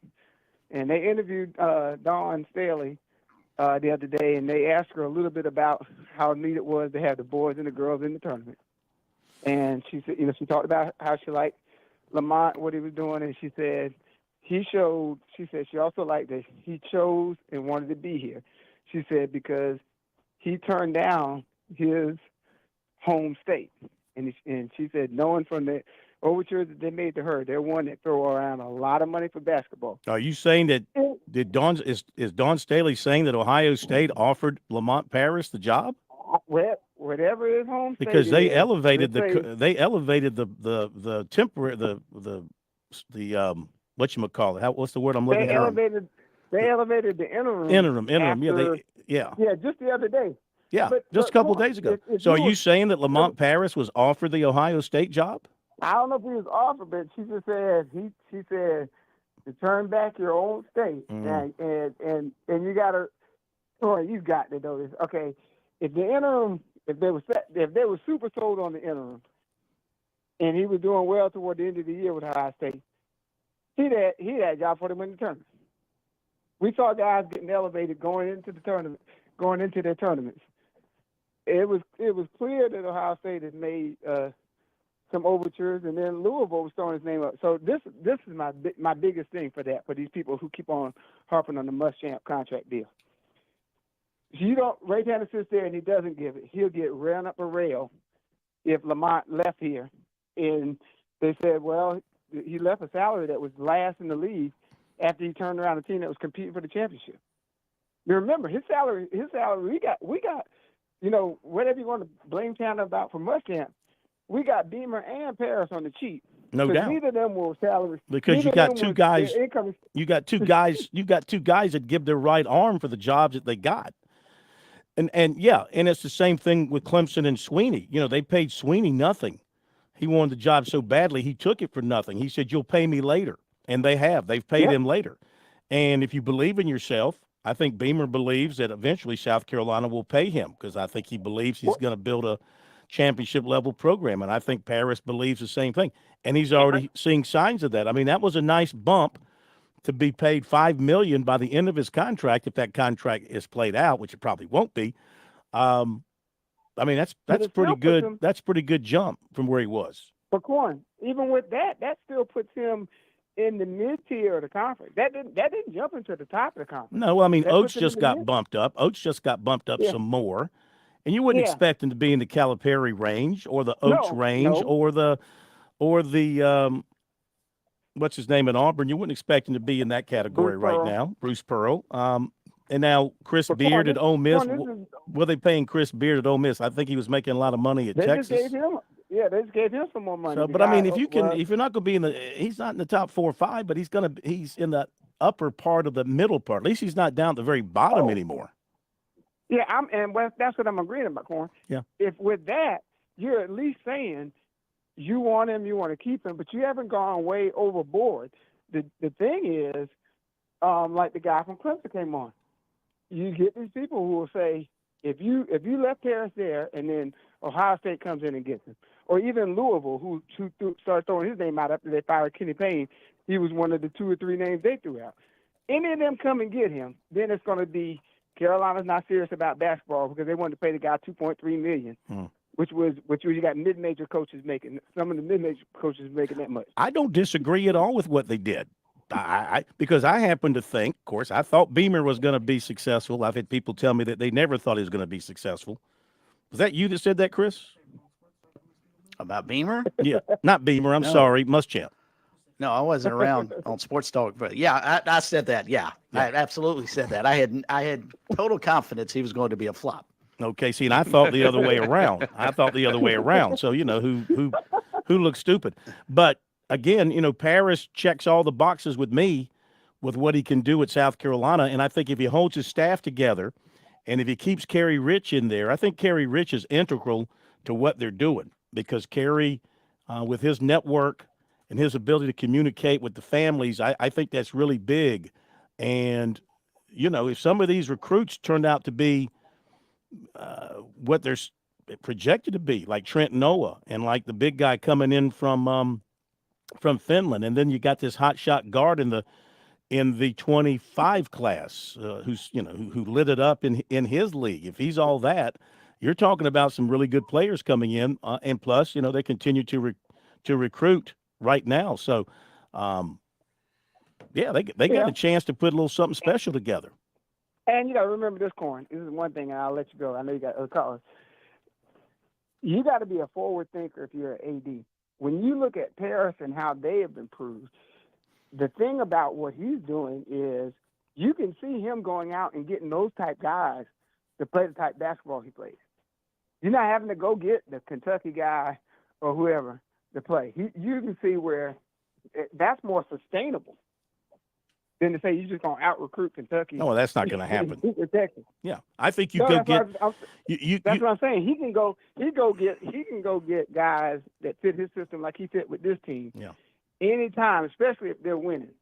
And that's going to be more sustainable over years than saying you're just going to go bring in about 10, 4, 5 stars. Think about how much more, and thank you for the call. Think about how much more satisfying, Chris, it must feel if you're Lamont Paris to take a guy like Colin Murray Boyles and in 1 year develop him into a potential all-SEC player than it was to have a G.G. Jackson last year, who obviously is a great talent, and who's going to the NBA and is probably going to have a really good NBA career. But you had very little to do with that. And obviously your team did not thrive then, but it's thriving now with a player like that. I think that's more satisfying. I would agree with you, and he's done a terrific job with those guys this season, melding them into a cohesive unit, but also getting a lot of talent in there as well, with CMB being first and foremost. We're with Major Billy Downer of the Department of Natural Resources. Major Downer, let's say I'm out in the woods or I'm on the water and I need to reach a DNR agent. How do I do that? Operation Game Thief, Phil. It's been around 30-plus years. You can call us at our 24-hour hotline any time of day, 1-800-922-5431. To report wildlife violations or to get help if you're in trouble in the woods or on the water, call us at Operation Game Thief, 1-800-922-5431. Relax. Winter is finally over. It's time to get ready for a season of adventure. Escape the ordinary and get out on the road with an auto loan from Founders Federal Credit Union. From city streets to off-road trails, your journey begins here. Our low fixed rates can get you on the road in a ride that fits your lifestyle and budget, featuring no payments for up to 90 days. You can apply early for a pre-approved spending limit before you even start shopping. Let a Founders representative be your trusted advisor to make sure your purchase makes sense for you and your finances. Ask for a free auto insurance quote for a personalized plan to protect your purchase. Founders also offers mechanical breakdown protection that is competitive with most warranty plans available at dealerships. Head over to one of our 40 convenient office locations or visit foundersfcu.com to apply for an auto loan today or to see if you qualify for membership with Founders. Membership qualification required. Terms and conditions apply. You're listening to Sports Talk on the Sports Talk Media Network. We're back in a moment. Call Lawyer Lisa. Experience the difference with Lawyer Lisa. Hi, I'm Lisa Hostetler-Brown. Helping an aging loved one arrange for their care can be one of the most difficult things you will ever do. Fortunately, you don't have to navigate this maze alone. Lawyer Lisa's knowledgeable life care team can lead you down the right path.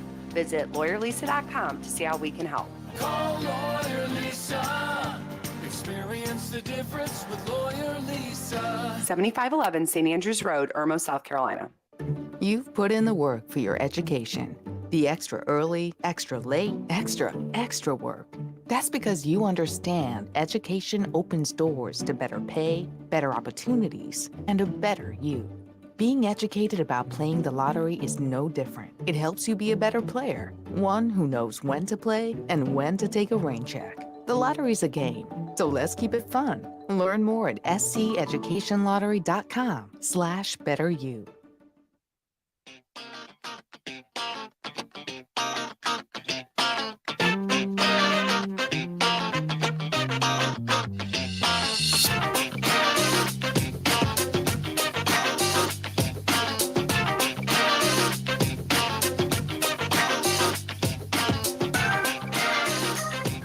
All right, we're back. Sports Talk Media Network.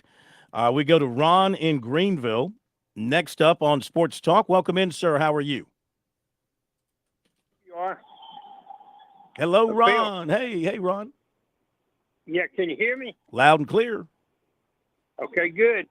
Lee down in Greenwood, you need to get your head out of Lake Greenwood. You might drown. Oh, my goodness. Okay? And Brad Brownell is a good coach. He really is. I know him. He's a good coach.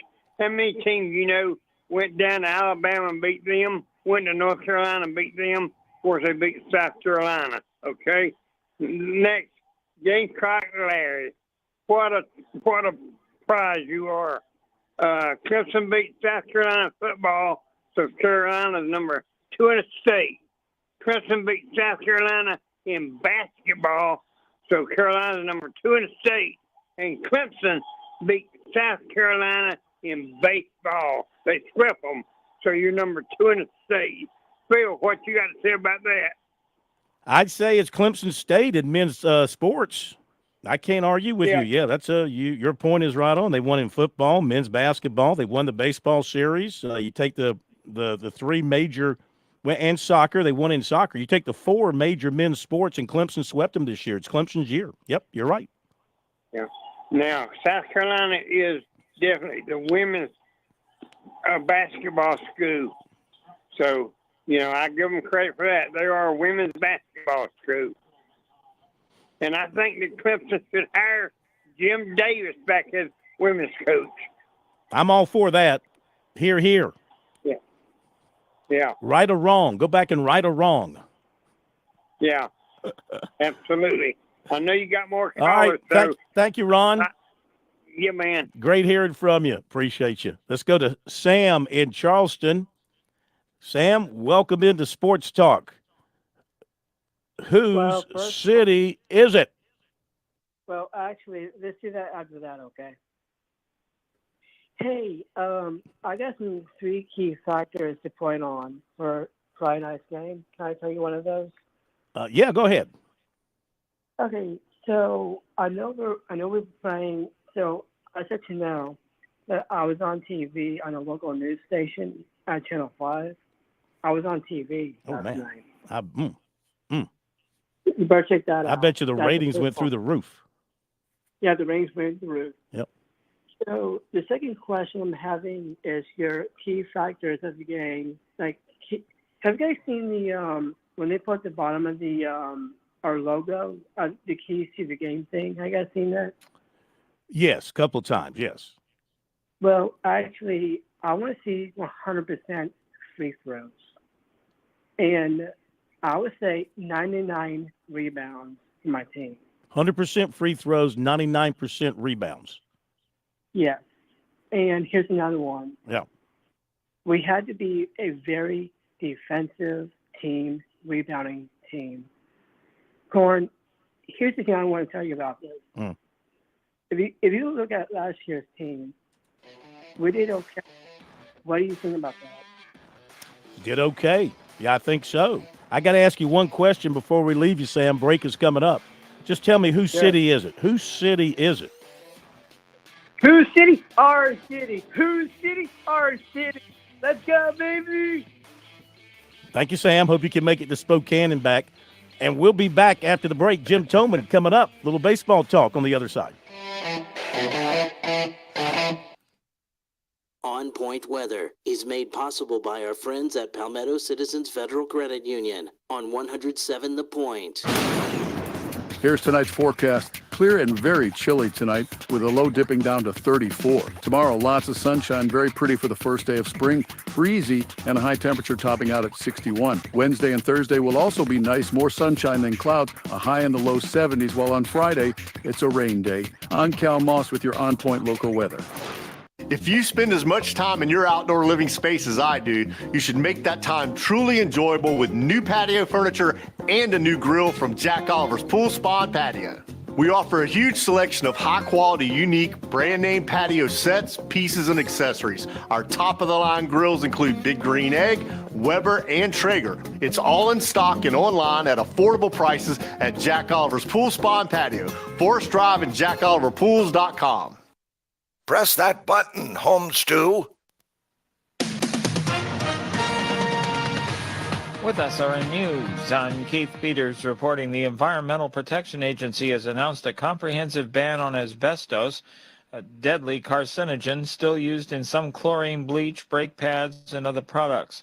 The final rule marks a major expansion of EPA regulation under a landmark 2016 law that overhauled regulations governing tens of thousands of toxic chemicals in everyday products from household cleaners to clothing and furniture. Idaho lawmakers are expected to vote on a bill that would ban the use of any public funds for transgender treatments, including for state employees using work health insurance and for adults covered by Medicaid. The legislation has already passed the House and only needs to clear the Senate this week before being sent to Governor Brad Little's desk. More details at srnnews.com. I sure like to brag about good local businesses. Franklin Plumbing and Drain Cleaning is a great local biz. Josh and his team stress customer service as their top priority. Franklin Plumbing and Drain Cleaning came out to my house. I had a toilet that wasn't working right, a garbage disposal that died. They came out right on time, told me everything they were going to do, and explained the price of each repair before even bringing in the tools. I knew exactly what I was getting and exactly what it would cost. Their prices are fair. Their team is courteous and professional. Plus, they did a great job fixing what needed fixing in my home. I am very very careful about making any recommendations, and I'm thrilled and confident to suggest you call Franklin Plumbing and Drain Cleaning for any plumbing needs. If it's a repair or to replace something, if it's that tankless water heater that you've always wanted to give you that endless hot water and save you some money, they unclog drain and sewer lines and so much more. Online, you'll find them at franklinplumbing.sc.com, or just give Josh and those great folks a phone call, 799-2222. That's 799-2222, and tell them you heard about them from here at The Point. Dave Ramsey here. Do you want your money to work for you rather than you working for your money? Go see my friends at Palmetto Citizens Federal Credit Union. They're not a mega bank and have been serving the Midlands since 1936, offering good old-fashioned customer service and free services. They'll look out for your financial well-being. With 14 locations, check them out today at palmettocitizens.org. Federally insured by the NCUA. Have you fallen behind on your taxes and might be facing IRS penalties? Have wage garnishments, levies, or liens? Have unfiled tax returns? You want someone local and qualified. Don't fall for those national spots. Meet with me, Teresa, at Capital City Professional Services, and let me help you through your tax maze. I can help with all your tax resolution issues. There are options to get you back on track. Call Capital City Professional Services, 400-8683. That's 400-8683. At Palmetto State Armory, we offer the largest selection of guns and ammunition at unbeatable prices. Our knowledgeable and friendly staff are here to provide personalized assistance, ensuring you find exactly what you need. If you enjoy outdoor activities like hunting, camping, or hiking, our clothing and outdoor gear collection has got you covered. We also feature an exceptional indoor range facility where you can experience the thrill of shooting in a safe and controlled environment. Visit us today at PalmettoStateArmory.com or your local retail store. Palmetto State Armory, American made for life. Do you like trivia? Do you like pizza? You're going to love Thursday night at the Mellow Mushroom Pizza Bakers. That's right. Mellow in the Vista and on Sunset in Lexington have live hosted team trivia every Thursday night starting at 7. Trivia buffs of all ages can compete for Mellow cash and swag in our fun and funky digs while enjoying specials on amazing pizzas, apps, sandwiches, salads, and over 100 beers from around the world. You've still got your long-term memory. Use it at the Mellow Mushroom every Thursday in the Vista and on Sunset in Lexington. Just a bit outside. He tried the corner in this.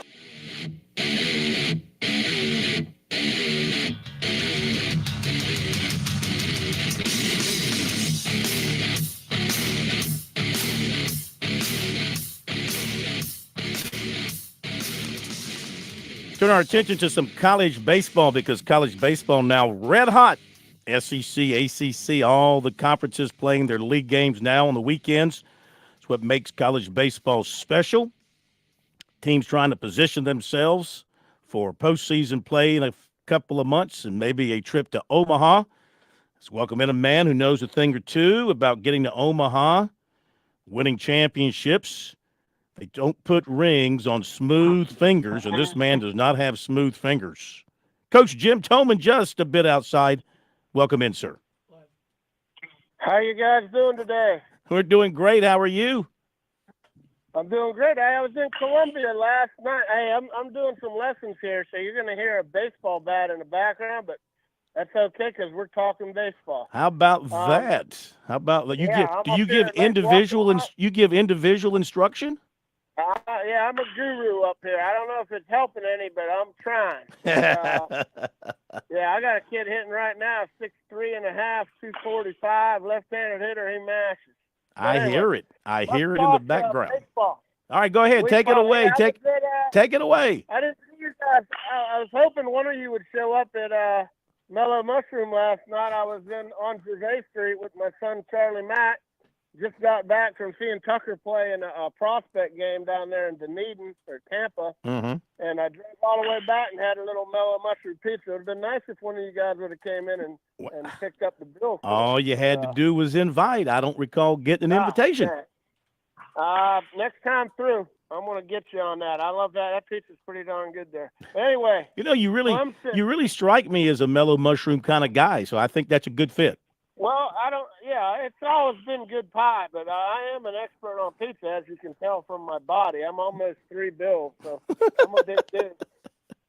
But it's that half Italian in me. But anyway, let's get on to some baseball. Clemson, how about that week? They ended up 4-1 for the week.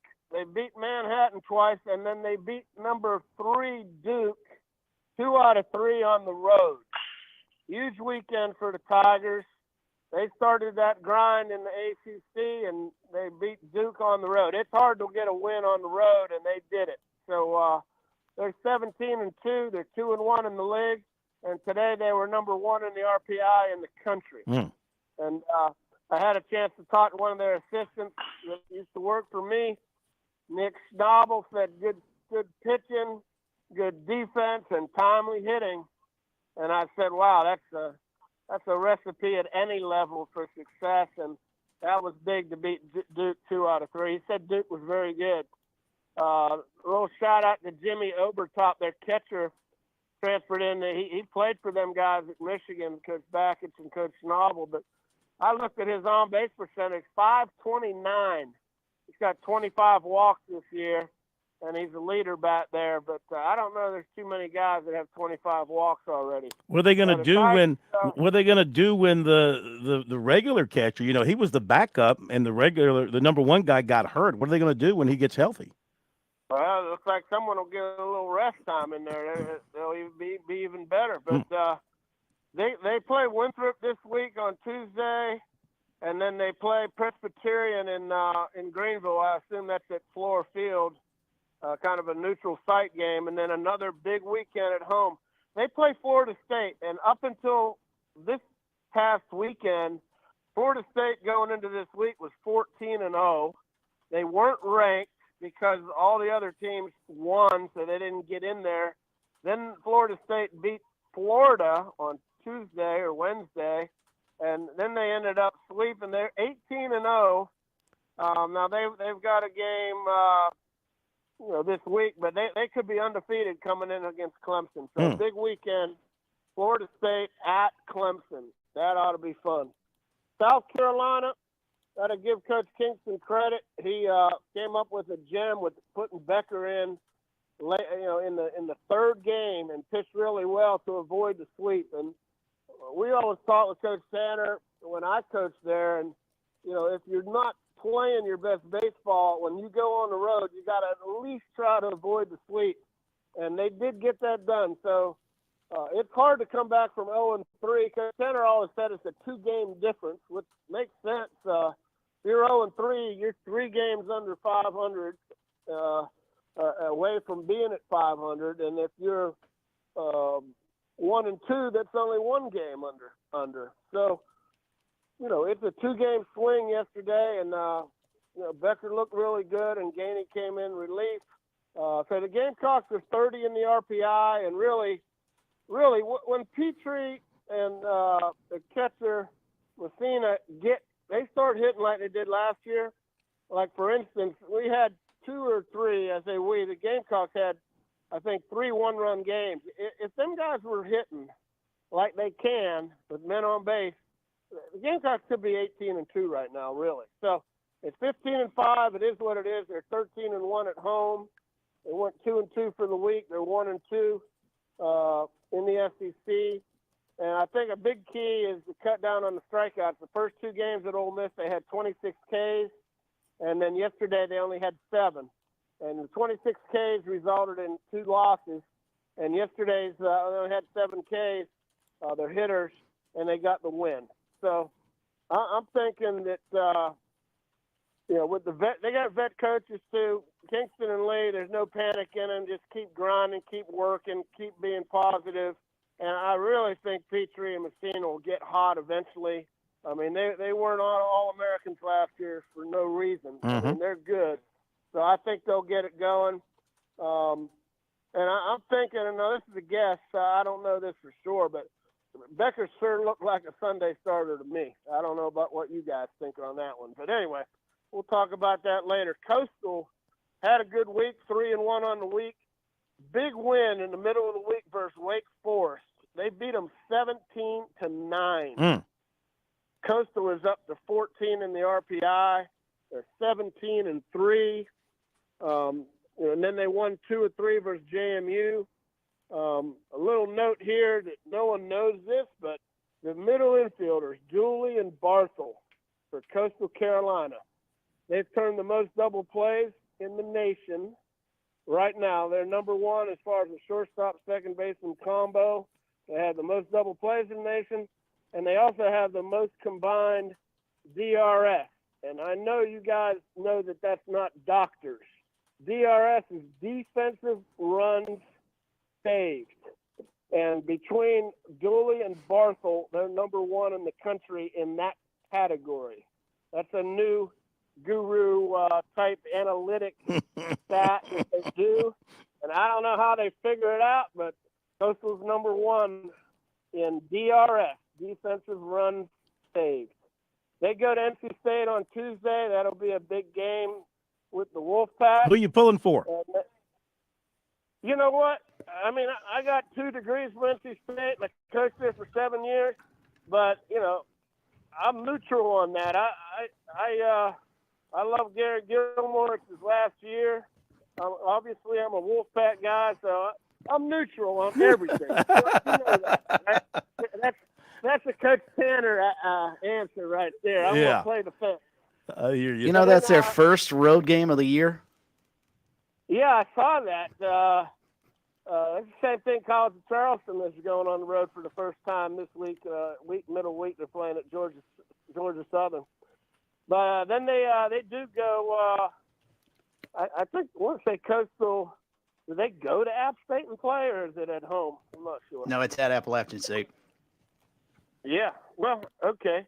Well, let's talk about the other 5 or 6 teams in the state. PC had a rough week. They've lost 5 in a row. They're 9-11. But they lost to the Citadel in the midweek, and then they lost 3 to Gardner Webb, and then they're struggling right now. Then they got to play Clemson Wednesday at the Pro Park down there in Greenville. So if you want to get out on Wednesday, head on down to Greenville, see Clemson and PC play. Then they head to Longwood, so maybe that'll give them a little relief. USC Upstate had a great week, 5-0, and they beat Tennessee Tech twice. They swept, I think it was Gardner Webb. I want to say PC probably lost I don't know if it was George Washington, because I think Upstate swept Gardner Webb. So I want to make sure I get this right. But College of Charleston is hanging in there. They're 12-6, and they played all their games at home as well.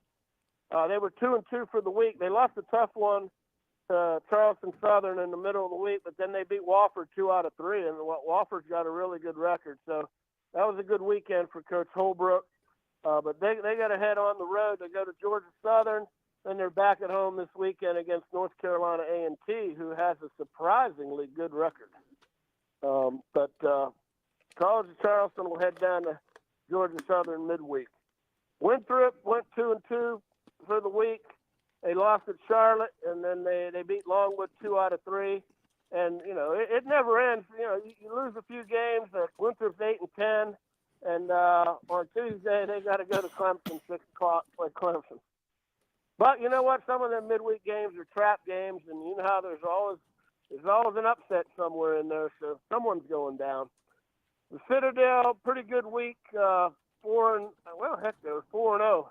So that is a good week. They're 14-5. They beat PC in the middle of the week, and then they swept UMass. Wofford, I told you, had a good record, 13-4. They only went 1-2. They didn't play in the midweek, and they lost 2 or 3 to College of Charleston, but they're still 13-4. Charleston Southern, big midweek win against College of Knowledge. Big win for the Bucks, and then they beat High Point 2 out of 3. So they had a decent week, for 3-1 for the week, and that puts them at 500 at 10-10. We'll wrap this up with a shout out and a not so good shout out, and then a prediction. Okay. I got time for them. Here we go. The first shout out is to not someone in the SEC he is in the SEC, but not in South Carolina. But I thought it was interesting.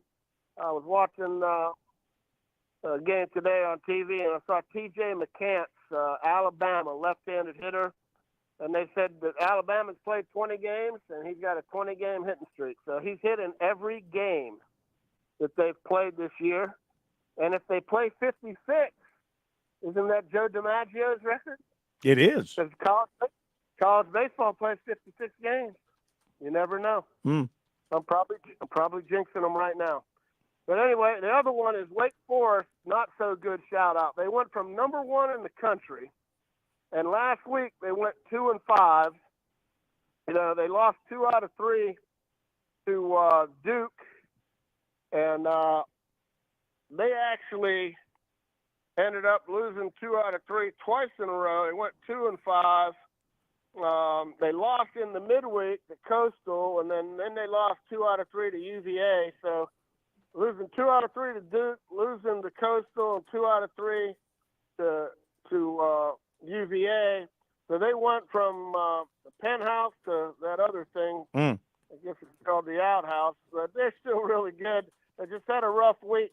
They gave up. Listen to these runs they gave up, and they have a really good pitching staff, and they're really big and take a lot of pride in the pitching lab at Wake Forest. But they gave up 8 runs, 3 runs, 10 runs, 17 runs, 16 runs, 3 runs, and 11 runs. So the 2 3-runs that they gave up was Chase Burns, who throws 100, and he had the 2 wins. The other 5 games were 8 runs, 10 runs, 17, 16, 11. That's the rest of the pitchers. So Chase Burns is the guy that you'll hear his name in the first round of the draft for Wake. The other pitchers obviously did not have a good week. I'm going to go out on a limb here. I know you guys are going to laugh at this. Storm's prediction, men's basketball winner, national title. Drum roll, please.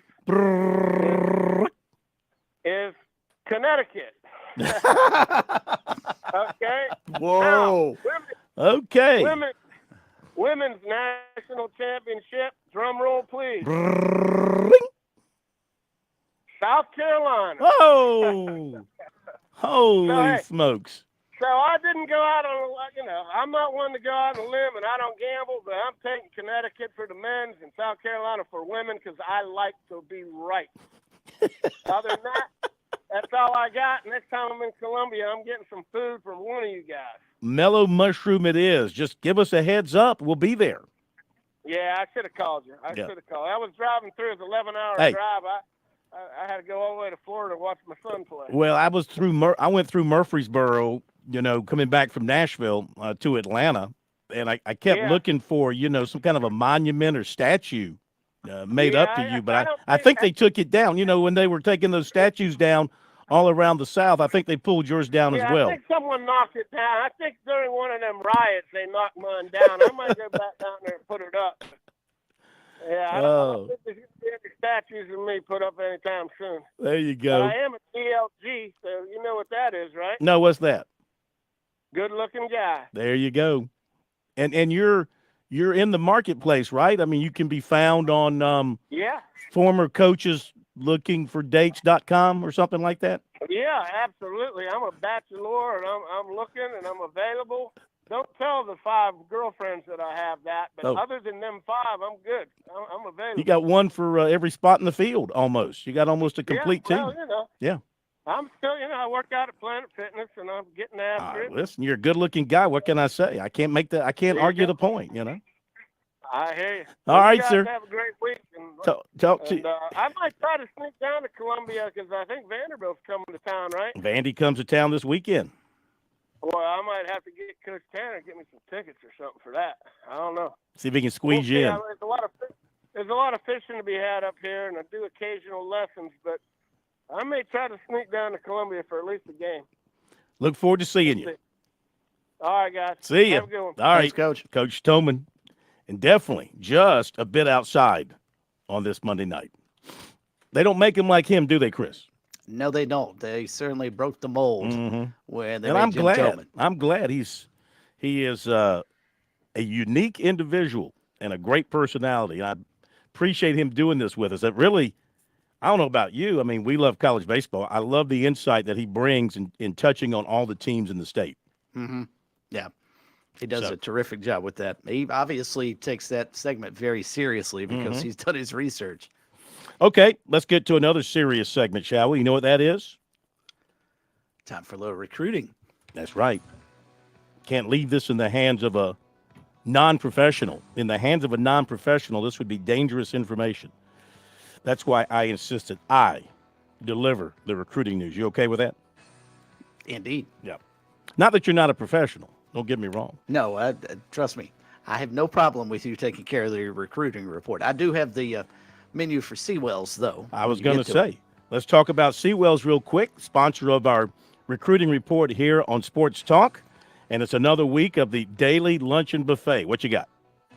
They were actually closed today, so they give you an extra day to sort of work up that appetite for Southern fried chicken tomorrow, beef tips in mushroom gravy, and carved applewood ham.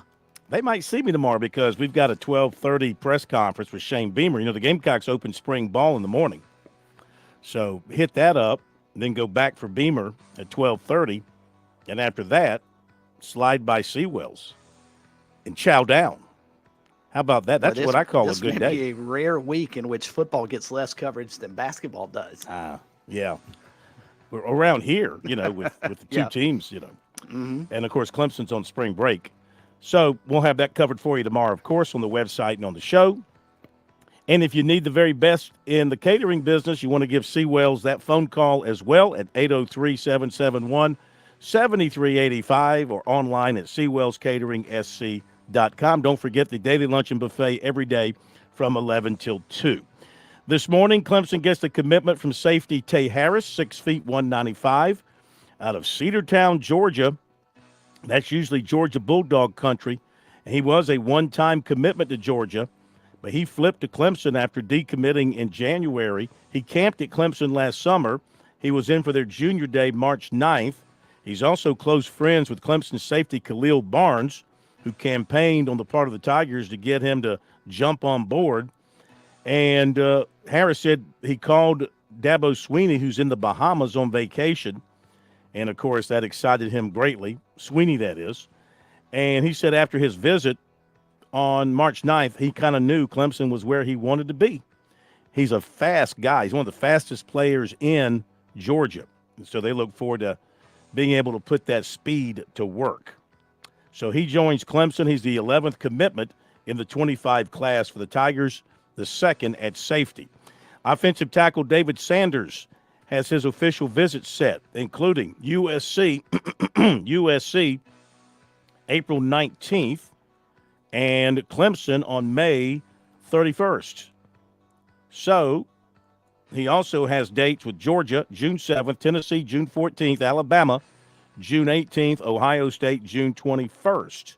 South Carolina's reached into Miami Central High School to offer defensive end Floyd Boucard, 6'4", 280. He's got a bunch of offers: Florida, Florida State, Miami, Maryland, Michigan State, Penn State, Southern Cal, Louisville, Oklahoma, Mississippi State, Ole Miss, Missouri.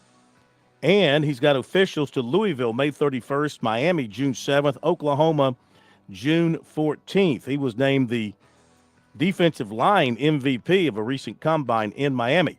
USC offered corner Terrion Grant of Murfreesboro, Tennessee. He's been committed to Purdue since January. Also, UCF, Alabama, Texas A&M, Florida State, Oregon, LSU, Virginia Tech, Arkansas, Florida, they've offered him.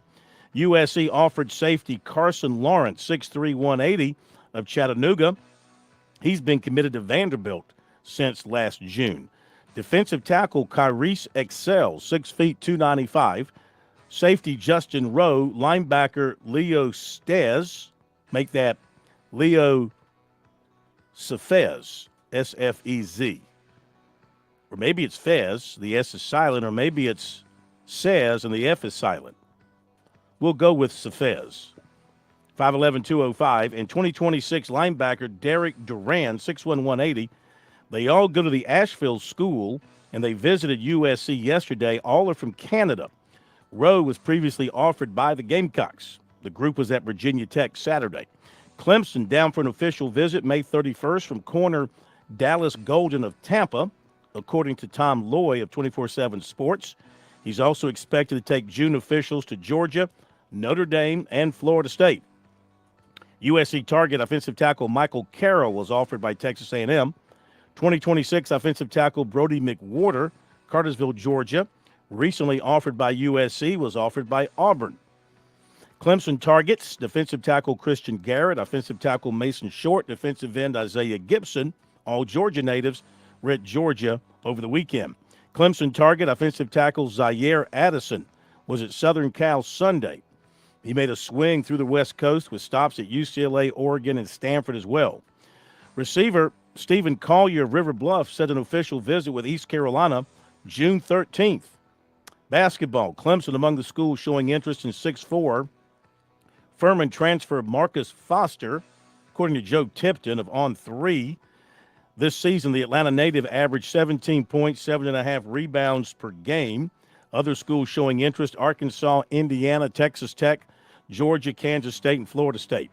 3 coastal players entered the portal.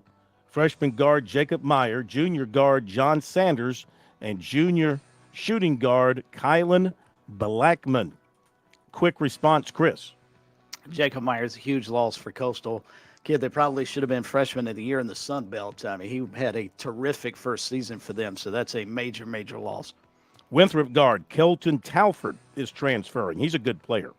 Clemson women's guard Ruby Whitehorn is in the portal, John, and USC forward Sonia Ja is in the portal, John, flushing their way out of their respective programs as well. There you go with recruiting, brought to you here on Sports Talk by Seawells. Be sure to check it out. Website, sportstalksc.com. On X, use the hashtag STRecruiting. Our good buddy Roger up in Woodruff says the NCAA tournament went from 25 to 32 and 75, 40 and 79, 48 and 80, 52 and 83, 53 and 84, 64 and 85, 65 and 01, and 68 and 11. I don't remember the 50s. Me neither. I thought there was a 48 in there, so I appreciate the information. That's fascinating. So history tells us they'll constantly expand, so I don't know why we should be surprised. They want to go to 70 now. Hey, make sure you get those brackets into us. Chris, have safe travels tomorrow. Thank you. Talk to you from Pittsburgh. Thank you, Josh. Yep. Great night, everybody. See you tomorrow.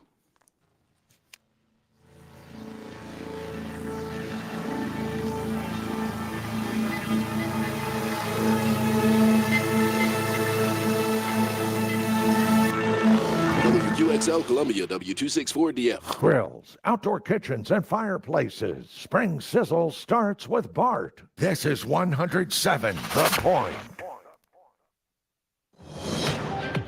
News this hour from townhall.com. I'm